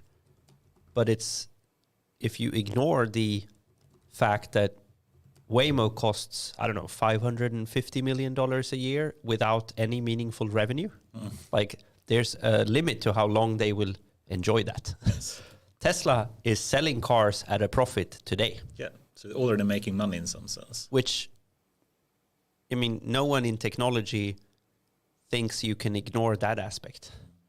And as you self said before, you said, you could or you should, if you have some hypothesis from a technical point of view, create some hypothesis, but then as quickly as you can, put it in production and test it, and then let that drive it. Right? I think the only reason, so I think there are a lot of believers in exponential improvement, right? That's kind of a mental meme you will find in certain communities, especially exponential thinking. Oh, it's so hard for people to think about exponential things. I'm actually one of them, so... Yeah. No, and I actually agree. The problem is that people tend to apply that even for things that do not work at 90%. And driving requires like 99.9999999. That's it really? Yes. Why? Because the amount of decision making...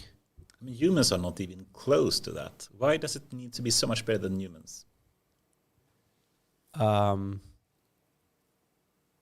We are, in fact, rather good at robustly detecting moving objects in our vicinity. We're not 99.999%, without crashes or hurting people or cars. Yeah, I think we are actually.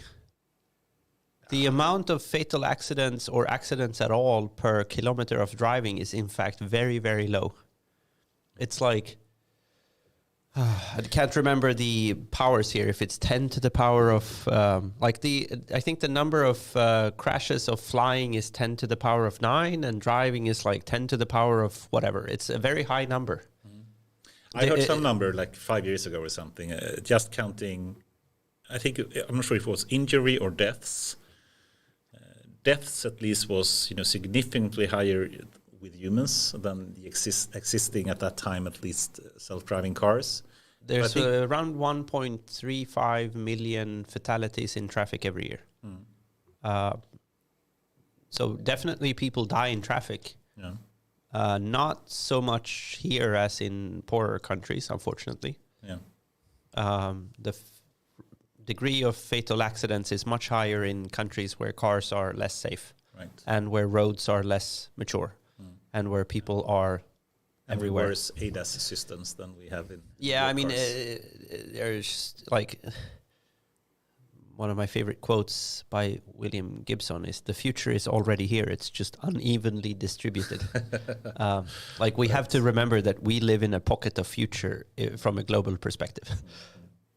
Most of what we enjoy is sci-fi to most people. True. Yeah, well said. Interesting. Okay, before we leave the topic of Tesla, let me make a small intro and please interrupt me when you disagree or something. So, you can argue, who will have the best full self-driving, functionality at some point, and you can argue also who has that today.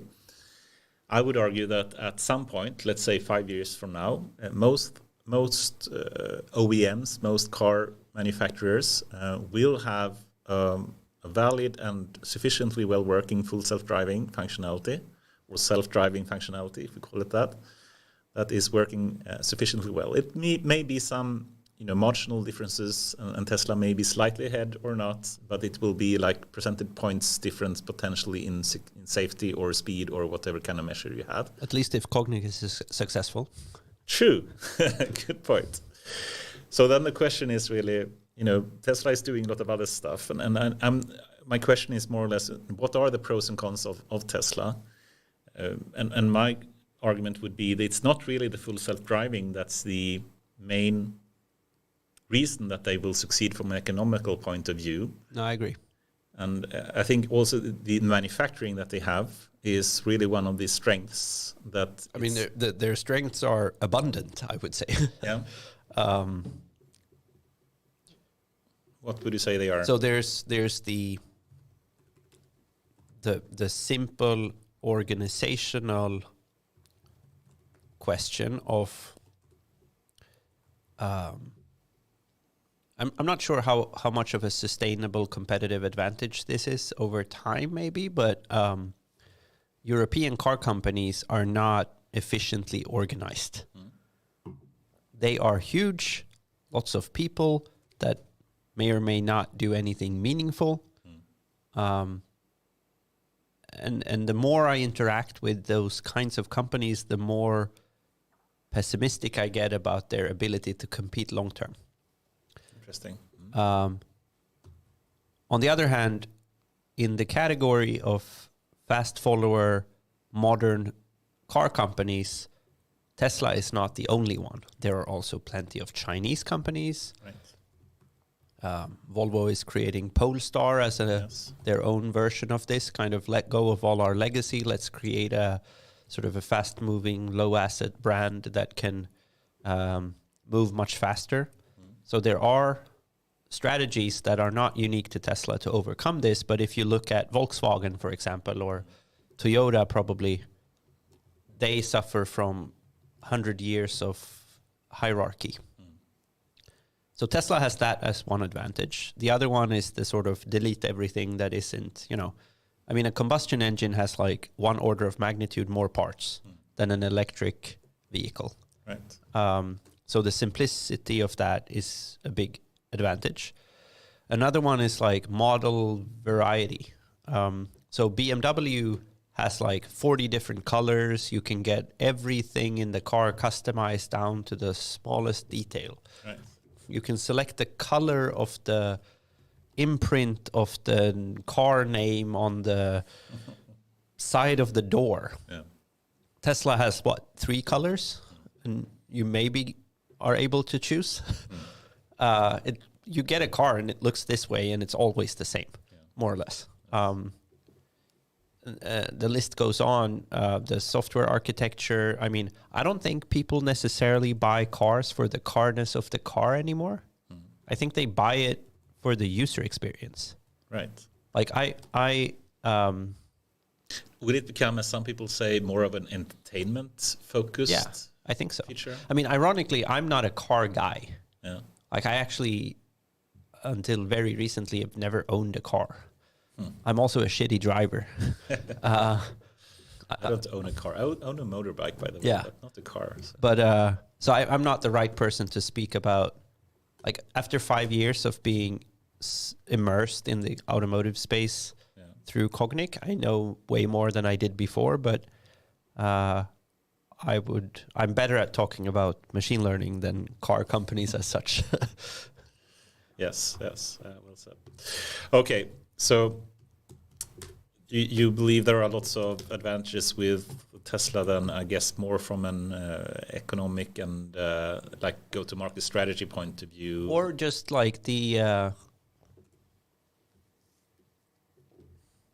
managed to kind of splice software product development practices onto a hardware application in a way that's pretty impressive. Who does Kognic work with? Can you mention some customers, or Sure. How do you work at Kognic? So some of our larger ones are Bosch, which is most people maybe know Bosch as a consumer electronics brand. Yeah. But they are actually the world's largest car company in terms of revenue and headcount. They are a so-called tier 1 vendor. So they assemble and manufacture cars and sell sensors. I mean, you can basically buy a car and then slap your logo on it if you're a car company from Bosch. Rear view mirror, exhaust pipe. You want fancier seats. You want this kind of dashboard. They got it. You want a radar, a LiDAR, a camera. They got it. So Bosch has 20% more revenue than Croatia's government budget. It's like 800 billion Swedish SEK. Jesus Christ. And they're very profitable too. Right. So they're a huge company. So we work with Bosch. That's one of our the customers I'm most proud of. Yeah, what do you sell to them then? Software. Is it a software platform? Yeah, so they buy a license to our software, and then they process data through our software to develop and validate their perception system for their ADAS. And actually, Bosch has a robotaxi team too, which is rather large. It's one of the biggest ones in the world, but it's not as well. They have more patents than most in this area. So they have an L4 team of like 250 people or something, out of Stuttgart. And you said L4, I guess you mean the level 4 kind of self-driving. Kind of. I mean, I don't generally like those levels because I don't think they're meaningful anymore, but they call it that anyway. So Bosch is one. Obviously, Volvo Cars, being a company from Gothenburg, we work through their Sensiact company, which is nowadays wholly owned by Volvo. Right. So they are doing for the upcoming EX90, the electrical version of the premium SUV. I haven't heard about that model name. Yeah. That's okay. So EX90. Yeah. So it's going to be released later this year. So it's similar to Polestar in some way, or what's the... I mean, it's fully electric. So in that sense, it's similar to Polestar, but it's a Volvo car. I mean, the Polestars do share a lot of visual traits with Volvo, but this is Volvo Cars launching their new premium SUV called the EX90. Yes. It is going to have a LiDAR and cameras and radars, and the software is provided by Sensiact, which is a wholly owned subsidiary. Yes. We, in turn, provide software and data processing to Sensiact. Another one is Qualcomm. Yeah. So Qualcomm... Small company. Yeah, exactly. They are a beast. They are most known for putting circuits into cell phones and other portable devices. But they recently acquired a Swedish company called Arriver, which was previously called Veoneer, which was kind of a joint venture with Sensiact, actually. So this was very messy. Yes. But Qualcomm has, anyway, become a player in the race to put automated driving into cars. And a big reason is that they want to have car makers put their Snapdragon chip into the car. Right. So Snapdragon is the software, or sorry, the Chip. Yeah, the silicon chip that they are making their money from, basically. Yeah. Basically, every kind of new cell phone has it. Yeah. So the contenders in the ADAS market is like Qualcomm is one, Bosch is one, NVIDIA, because they want to put NVIDIA GPUs in all cars. And then there's Mobileye, which is owned by Intel, who wants to put, I guess, x86 CPUs in all cars. I hope not. Yeah, I don't know, but they have their own chip, I guess. Yeah, they have their own chip. So the Mobileye has their IQ chip, is what they're called. So they have their own custom kind of single. What is it called? Yeah, they have their own chip. So System those four, thing, I think. yeah, SoC, yeah. So those four are probably the most prominent contenders to provide the combination of compute and software for ADAS. And then the OEMs are like letting them fight about it to make it cost efficient. So thinking about ADAS then, and focusing on that perhaps more than FSD, it's not really driven then by the OEMs at all, you would say, or is it driven by other suppliers? Yeah, I mean yes, it's the way the European automotive system is set up is that you have the OEMs. They do brand and distribution and kind of systems assembly and those kinds of things. And then there's the tier ones, the Bosch, Continental, Magna, Aptiv, a bunch of those. They kind of integrate all the pieces, negotiate with all the vendors, do the manufacturing, make it kind of automotive grade. And then there are the tier twos. They make the sensors, like Luminar is a LiDAR maker that is providing LiDARs to the EX90, to Volvo and Sensiact. There's Innovis from Israel. There's Hesai from China. There's a bunch of others. Velodyne. Well, Velodyne doesn't exist anymore. They went bankrupt. But, or they got acquired and the name got scrapped. So there's like an ecosystem like that, where the OEMs, they say, in 2027, we think there is a market for a car at this price point with this performance and this design. Please quote on how to put that together. And then the tier twos and the tier ones fight about providing all the pieces. And tier 2 and tier 1, can you just elaborate? What was that? That was kind of the first layer of vendors and the second layer of vendors. So vendors providing, T2 provides to T1s and they provide to OEMs. Yeah, kind of. Yeah. I mean, they all need to talk to each other to some extent, but it's actually similar in the cell phone space and in Magna is to BMW what Foxconn is to Apple, right?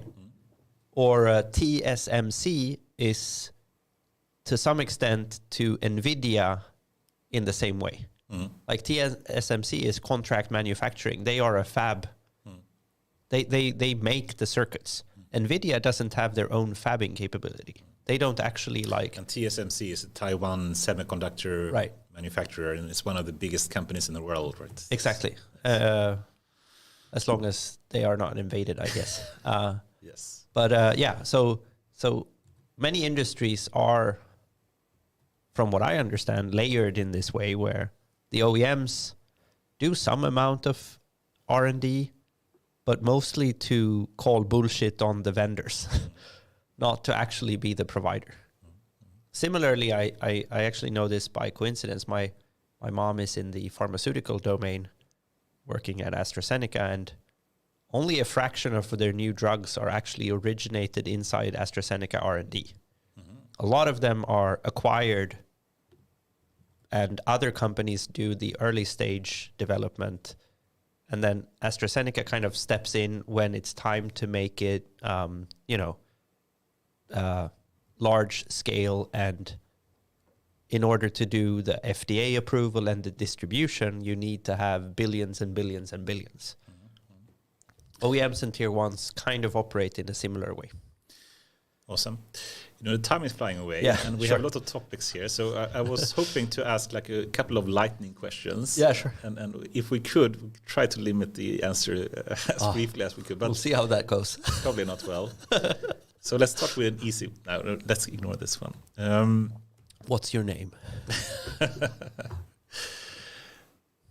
Let's take this. Can an AI system make moral decisions? So think about the trolley problem. You were hoping for a short answer. Okay, so just to do you know the trolley problem? Yeah. So basically, the trolley problem is let's see if I recall it. You have a train coming down on some railway where you're standing by this kind of switch. Yeah. You can choose either if you pull the switch, it will perhaps only kill one person. If you do nothing, it will kill 5 people. What do you do? What would you do on the trolley problem? Would you pull the switch or not? I'm utilitarian. I would kill 1 over 5. Fewer is better. Yes, okay. But you still then take the act, so you literally killed one person. Yes. And, I'm fine with that. Okay. Or not fine. I mean, I'd prefer no one died, but if I had to choose, I'd kill fewer. Yes. But these are difficult questions, and I guess a car, if it's driving down the street, and you can have a small child or an elderly person, and you can choose only to kill, you have to kill one of them, and who should you choose? And there are these kind of borderline cases, I guess, that are really difficult. To my knowledge, there is no such code in these cars today that actually makes those decisions. Do you think it could be at some point? Yeah, I guess.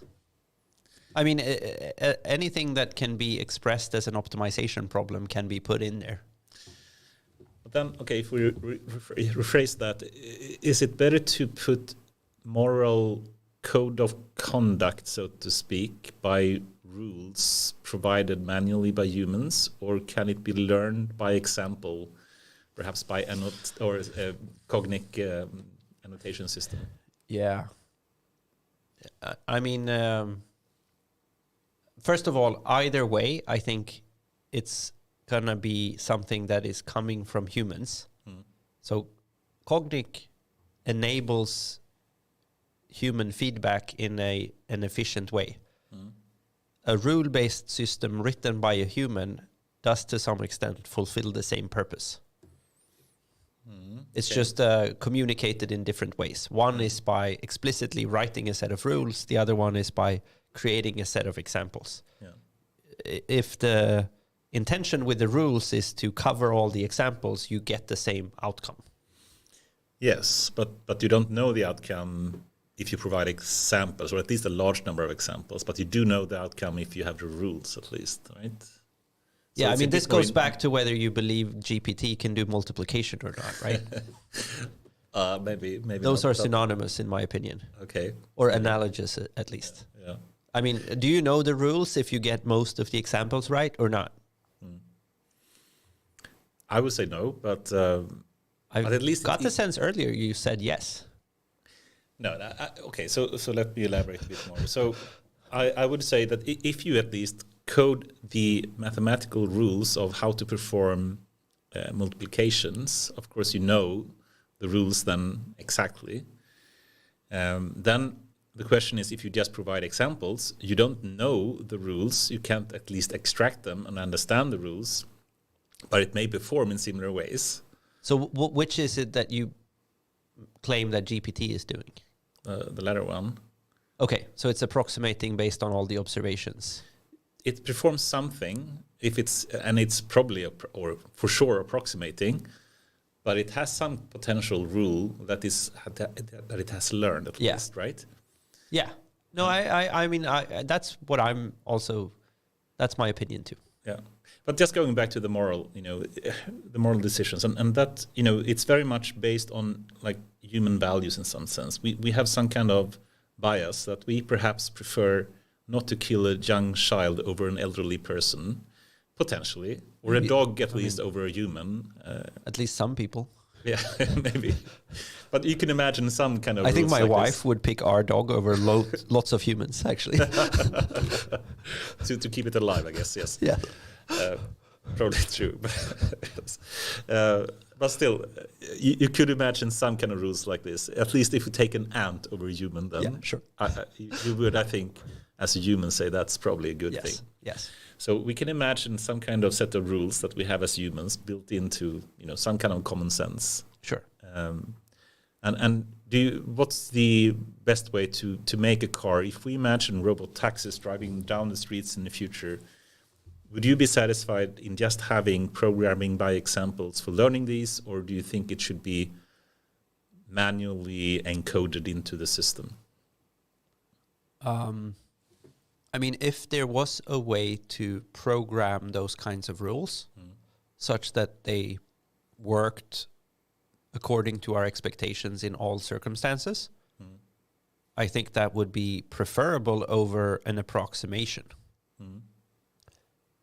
Do I think that's realistic and or practical? No. So perhaps just verifying, how it works and go by that and see how well it's aligned with our values. This again is kind of the problem that I'm dedicating my life to some extent. Is like, how do you determine if a machine learning model is good enough for what you want it to do? And it turns out, if we were able to write simple rules for it, we wouldn't need machine learning in the first place. Right. Code is way cheaper and easier to maintain than weights. Yes. But it turns out code does not lend itself to an exhaustive enumeration of all things. So we have to do something else. That's the only scalable solution, right? To build something intelligent. That we know of today anyway. Some people speak about the impact, ADAS systems. Automated driving. Automated driving will have on the job market. And perhaps you are not as fearful then, given that you say that, you don't think there is as big, or at least not coming soon, a robot taxi kind of cars on the road. Or what do you think? There's a shortage of truck drivers, so I don't know if they... But still, it's one of the biggest, I think it's the biggest job role that you have in US, for example. And you mean driving? Like truck driving, yes. And maybe. if you combine it know. with taxi drives, driving in general, I think is one of the absolute biggest jobs that they have. Yeah, I mean, there's a lot of people working with horses also at one point. At one point. Yes. Yeah, I think we'll be fine. But there will be some perhaps upset during this transition. No, yeah, least, I mean, I'm not. Do you believe, like in 10 years, that most trucks will be more or less automated? 10 years? No, I don't know. 10 years is kind of hard. I don't think 3-4 years. No, not realistically. 5, 6. No, 7, 8, maybe. That's like where you kind of, it gets blurry, right? 10 years is hard to talk about. At some point, 10 to 20 years. I don't see a realistic timeline for broad deployment of automated trucks in the next 5 years based on what I see in the market today. Like Aurora is basically their Hail Mary to stay alive is if they can do reasonably large scale real world demos next year. And I'm not saying like have a viable business model and a ready product, just like have a good enough demo to not go bankrupt. That is in a year. So it's likely going to take at least another 5, probably 10. But let's speculate like crazy then. Yeah, let's go really philosophical. Let's say 50 years. Do you think that people will look back 50 years from now to say, look, 50 years back, they were actually having humans sitting behind the wheel and were killing people? That seems possible to me. And it's absurd at that time, right, that you actually have humans driving cars, and it probably will be forbidden at that time to even drive a car unless it's in some kind of restricted area or something. I think that's entirely possible, yes. I can't describe a probability, but I think it's definitely possible. I think that so if we go philosophical and long term, like I mean, I think humans kind of have a monopoly on the meaning of life. Oops. Okay, this was very philosophical. Okay. Yeah. So like a nice thing about humans is that we actually don't know why we exist, which makes us very hard to automate. Like there's no objective function, which is great. We can just switch to do something else, right? I mean, kind of the source of all evil is a fixed objective function, right? The paperclip maximizer kind of bad outcome. We're just, unsure. Yeah. And that's a good thing, potentially. Yeah, I want to be clear. Stuart Russell, famous for artificial intelligence, a modern approach. Right. The biggest textbook in AI of all. Yeah. So he actually said that exact phrase at one point. The source of all evil is a fixed objective function. He also said that he doesn't understand why people are so worried about super AIs. They're clearly already here. They're called companies. Interesting. Like distributed computational systems that maximize a fixed objective function without any regard for the consequences. Yeah, that's a really good quote. Yeah, those are just called companies, and they maximize shareholder value at the expense of the planet. Right. I mean, he's clearly politically fairly obviously positioned, but and I'm not sure I ascribe to that view. I just find it fascinating. What I mean is that the reason I've kind of positioned Kognic in the human feedback part of the problem is that the neural network to me seems like a commodity already, but at least eventually. What we constantly negotiate as humans is expectations. What do we want and why? And what's socially acceptable to want? That's changing all the time. And it's defined through interaction. Right. You do something, I give you feedback, you may or may not change. And as a complex system, there's like an emergent culture that is shifting like the ocean. I can't imagine that going away. And no amount of automation, in my view, will remove that. Interesting. Let's rephrase this as a Was question. this one of your lightning questions? Yes. Yeah. But we're improvising here. We're having fun. We're having after work, so that's perfectly fine. But just before I move into that question a bit more,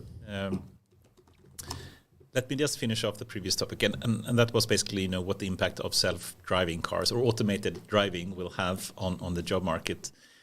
And we can see that basically today it's forbidden, at least to some extent, to drive automated cars or drivings on the street. And I think you agree that at some point in the future it will be more or less forbidden to drive manually on the streets. There will come some point probably at that. At least on maybe. Some kind of, yeah, sure. Right? So then it's more or less a question of time where we will go from forbidding AI to forbidding humans to do something, and I think potentially that will happen for a lot of jobs. But it's unlikely that we will forbid humans from expressing where they want to go. Yes, sure. It's the process of bringing you there that is best left to the machine. Yes, but perhaps I can help how to go. Or, yes. What way to take. Or yeah, sure. Yeah. But, and I think that's, again, going back to the current wave of generative AI. I think that,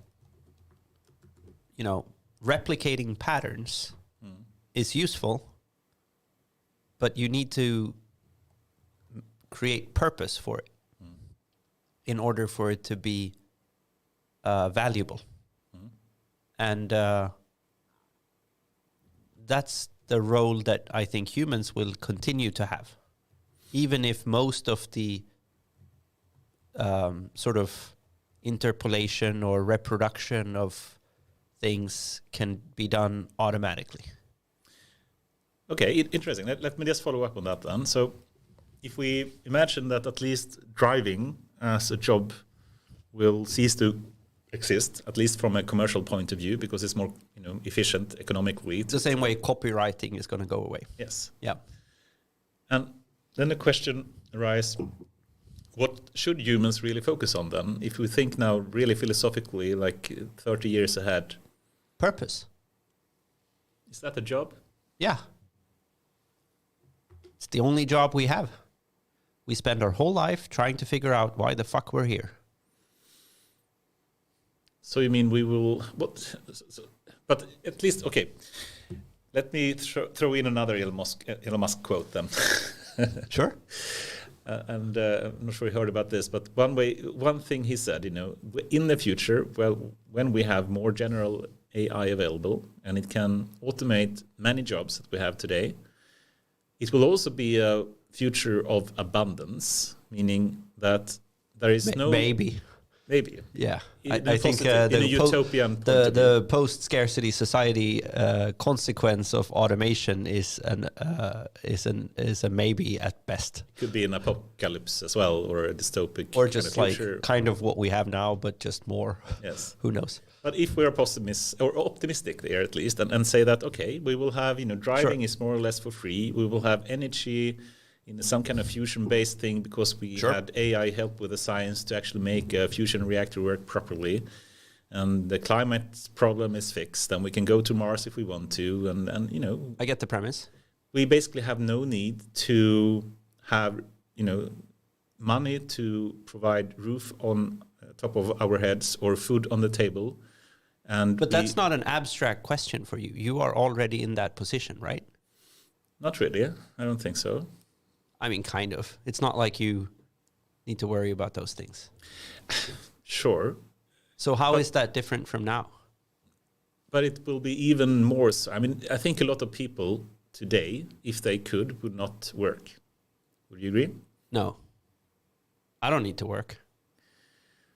I do anyway. But you and me, perhaps, or you perhaps is not the average person. If you go to more... No, but I mean, the marginal cost of happiness is very high, right?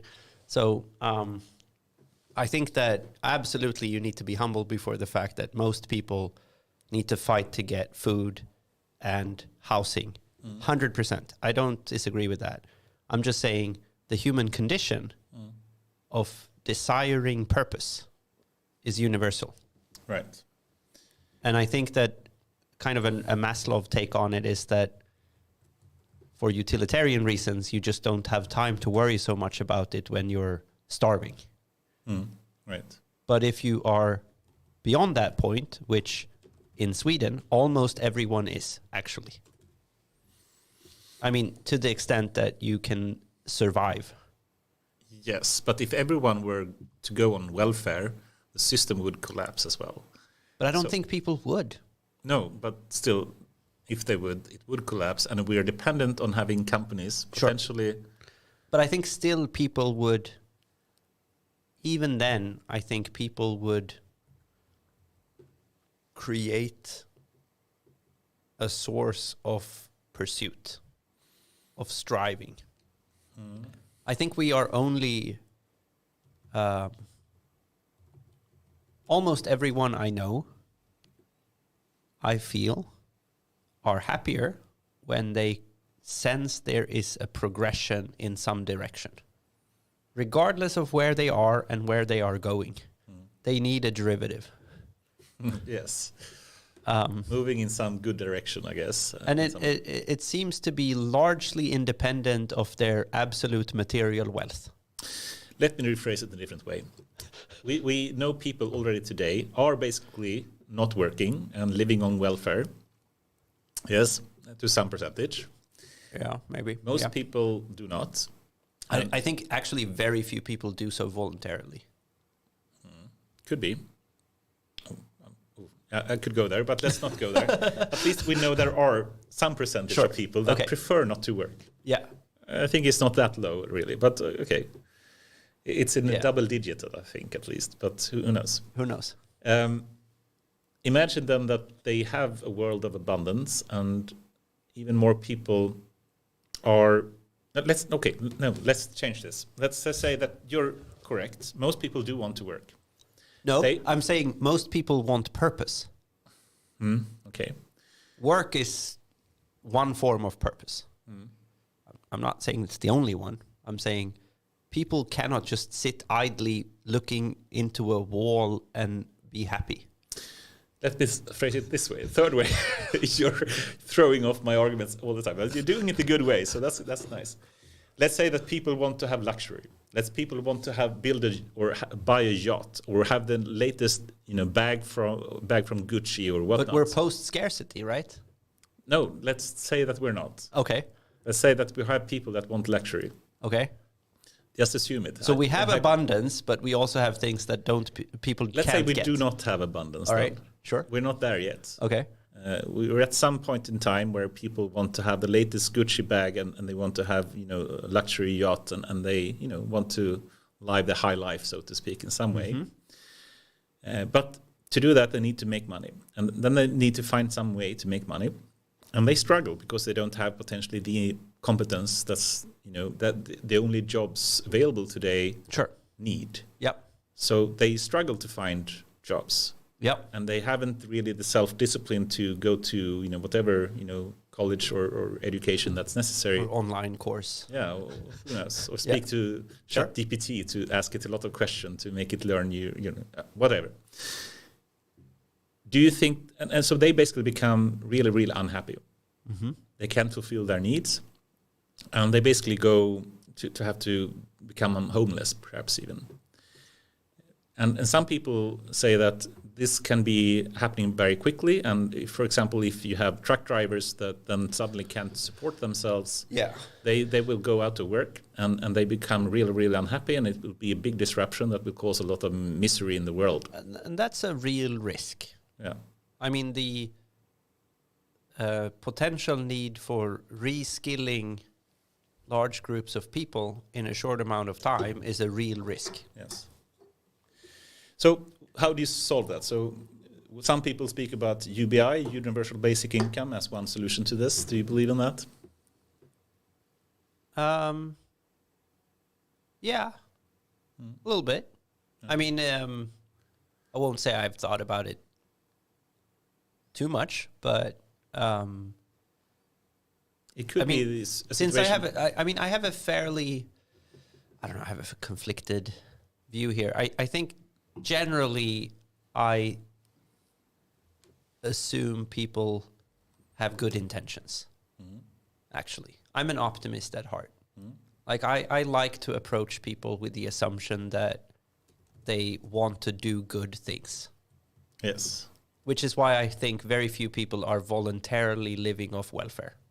And I think most people that do are somehow unhappy until they find a source of purpose. Even if they, for a time, kind of coast, I think it's a short-term thing that they will suffer from, and they will learn that it's not so much fun, probably. Sounds good. That's kind of my base assumption, right? So if that's my base assumption, and there are circumstances where you are knocked out of the value creation system against your beyond what you can control. I think we should help those people. That's simple. I'm happy paying my taxes, actually. Yeah. I will continue to be happy paying my taxes. I have all the food and housing I need. Yeah. I, of course, enjoy the good things in life. Yes. I treat myself. Yeah. As we should, I think, to some extent at least. Right? Yeah. But beyond that, purpose for me is about exploration and curiosity and learning. And I mean, money isn't necessarily the high score of life. I certainly agree. It's sad that some people think so, though. But I mean, I'm a capitalist too. It's to some extent in that I think that people should be rewarded for taking risk and working hard, and we should allow for a certain degree of luxury in that you should be rewarded for those things. But that doesn't mean we can't be, have empathy with that fact that you can be put in a situation that is beyond your control. So actually, I learned about this recently, or I heard about this recently, where a researcher in intelligence, he explained something that I think is very humbling. He said that it's very hard for intelligent people to imagine what the world looks like for someone with an 80 IQ. Yes. It's sort of like saying, there's, especially in America, you say that, well, you can just work harder. Your luck is for you to create. Yes. That's like saying to someone who's colorblind that they should put together a puzzle of colored pieces, and if they can't do it, they should just try harder. That's bullshit. It is bullshit. You forced me I was planning to go to one of the last questions now, but you forced me to ask one more question here. Sure. And that is basically, do we have, intelligent aliens on Earth? And let me just, Okay, now we're 4 beers in. Yes. Let's go to the aliens. and let me just, frame that a bit more. And what you just said as well, if you have people with a certain IQ or intelligence, it's hard to just, imagine some things. And imagine now that we as humans, of course, have a certain level of intelligence. I think it's very limited in many senses. Mm-hmm. And I hope you agree. I mean, it's easy to say that a calculator can do so many more things than a human brain can do. And it's extremely limited. Our memory is horribly bad. And it's so many limitations. I suffer from this every day. Yes, me too. So it's easy to imagine something becoming much more, intelligent in that sense than the human brain. Now, if there were aliens on our planet, and they are, they have an IQ like 1,000 times, unimaginably better ability to reason and memorize things. Mm-hmm. For them, it would be probably really hard to even communicate with us, or we to understand them. And you sometimes give the analogy of, if we instead look down and look at ants, mm-hmm. and now we want to explain to an ant that we are living on a planet and that we're living in a solar system and we're rotating around the sun, and we're trying to communicate the best we can to an ant, but how are we even going to do that? So we started, before we went on the air, we talked about David Chalmers and panpsychism, right? Yes. So the idea of panpsychism is that the primitive of the universe is consciousness, not space and time. Right. I think that is a little bit like talking to an alien. Yes, probably. I mean, that sounds crazy, right? Yeah. To most people. Yeah. Based on certain frames of reference, I suppose it is. Yeah. But who are we to say, actually? Right? I mean,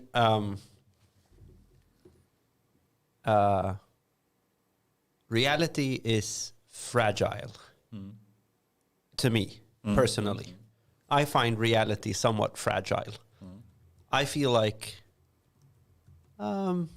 which is probably a strength. Like I have a certain amount of disrespect for reality, in that I believe it's something we can shape. But I also kind of feel like it's very easy to go crazy. Yes. I can see what you mean. Like the barrier between genius and no, I don't want to put it like that, because I don't want to be pretentious and say that it's about genius. I'm just saying, like, you can either accept the premise of reality, or you can choose not to, in which case you will look absolutely bonkers. Yes. But it's hard to say what is universally right. Right. Yeah. we just negotiate meaning through culture and social interaction because it's against our interest to be crazy people. It's harder to procreate, and you will have less food, and many other things become very difficult for crazy people. Yes.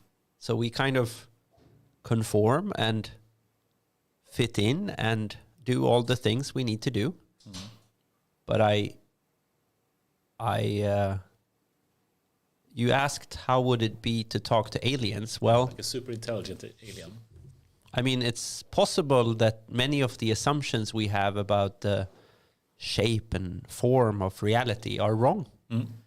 And we know the current, models of the physics is wrong. Right? Entanglement, for example, is like, it's very hard to explain. It is. Or we don't have a unified theory of everything, We have the standard model and general relativity that we know is inconsistent. So we know it's not complete. We know it's something wrong with our view of the world, at least today. Yeah, I mean, Spooky Action at a Distance. It's a very good book if you want to read about that. Yeah. It's like, what is the substrate actually on which we've implemented this?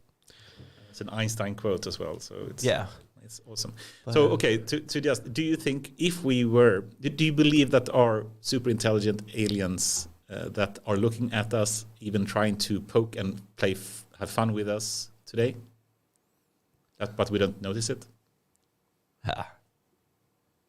I think that sounds exciting, so I will say yes. Cool. I think so too. Yeah. I mean, the world is amazing. It is. And I think the more we learn, the more amazing we're going to find that it is. And it's so many different things happening. Sometimes you think, oh, it's a miracle of God. Perhaps it's just, super intelligent aliens having fun with us. Who knows? What's the difference? What's that? Okay. Daniel, are you positive? You said you're an optimist, but we can easily see that, it will be potentially an exponential increase in technology capability that we will have in AI, of course, and it can go good and it can be bad. It could be that we are living in a world of abundance, and it can also be that we could kill ourselves, and the world is not looking too bright right now, and see some bad trends happening. What do you think? Are you optimistic that in 20 years it will be a very much better world than we have today? I'm confident we can make it better. And I'm going to do the best I can to try. Awesome. Well, sounds great. What's next for Kognic? What's happening coming months? So we've grown the team. We're growing with our customers, and we're trying right now to just be really good at what we do. Not change it too much, just, nail it. So that's really our focus. And then who knows what that's going to take us in a couple of years. But right now it's just like execution, be excellent at that. That's our focus. And then we're happy to have lots more experience added to the team lately, which is great. Are you going to recruit a lot more, or? Probably, yeah. I mean, I expect the company to grow a fair amount. We're about 100 today. I wouldn't be surprised if we're 200 in a year. Not sure we are going to be that, but we might. We'll grow as we see progress with our customers. But yeah, no, it's exciting. I feel like we've entered a new phase as of kind of a few months ago, where I got a couple of new people on the management team that can really take us to the next level. So that's for the company. And then personally, I think I'm 9 months into having a son. Yes. That's going to continue to be quite the journey, I'm sure. I'm sure. Yeah. Exciting times. Yes. Sure. That's actually maybe the most important part. It is the most important part. Yes. The company, I love the company. I would kill for my son. I think most parents would. So yeah, sounds good. I'm happy for you. Daniel, anyone that you would recommend to come on this podcast? Someone that you would like for us to interrogate or speak to? Yeah, so obviously we have to go back to Staffan Trivier, who I talked to a lot about in the beginning. So Staffan has been a true servant of the Swedish tech ecosystem for decades, and he's just also a very optimistic person. Yes, and a very fun person to speak to. We usually joke. I think it was the founder of GitHub, maybe, who said that pessimists sound smart, optimists make money. That's an awesome quote. Yes. Actually, Staffan is both smart and has a lot of money, so I guess. But anyway, it's still a good quote, and I think it applies to him.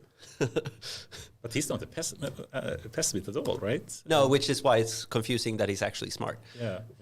I'm just optimistic.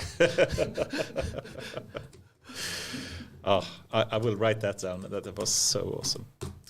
Daniel Langkilde, it was a true pleasure to have you here, and I wish you the very best on your future success.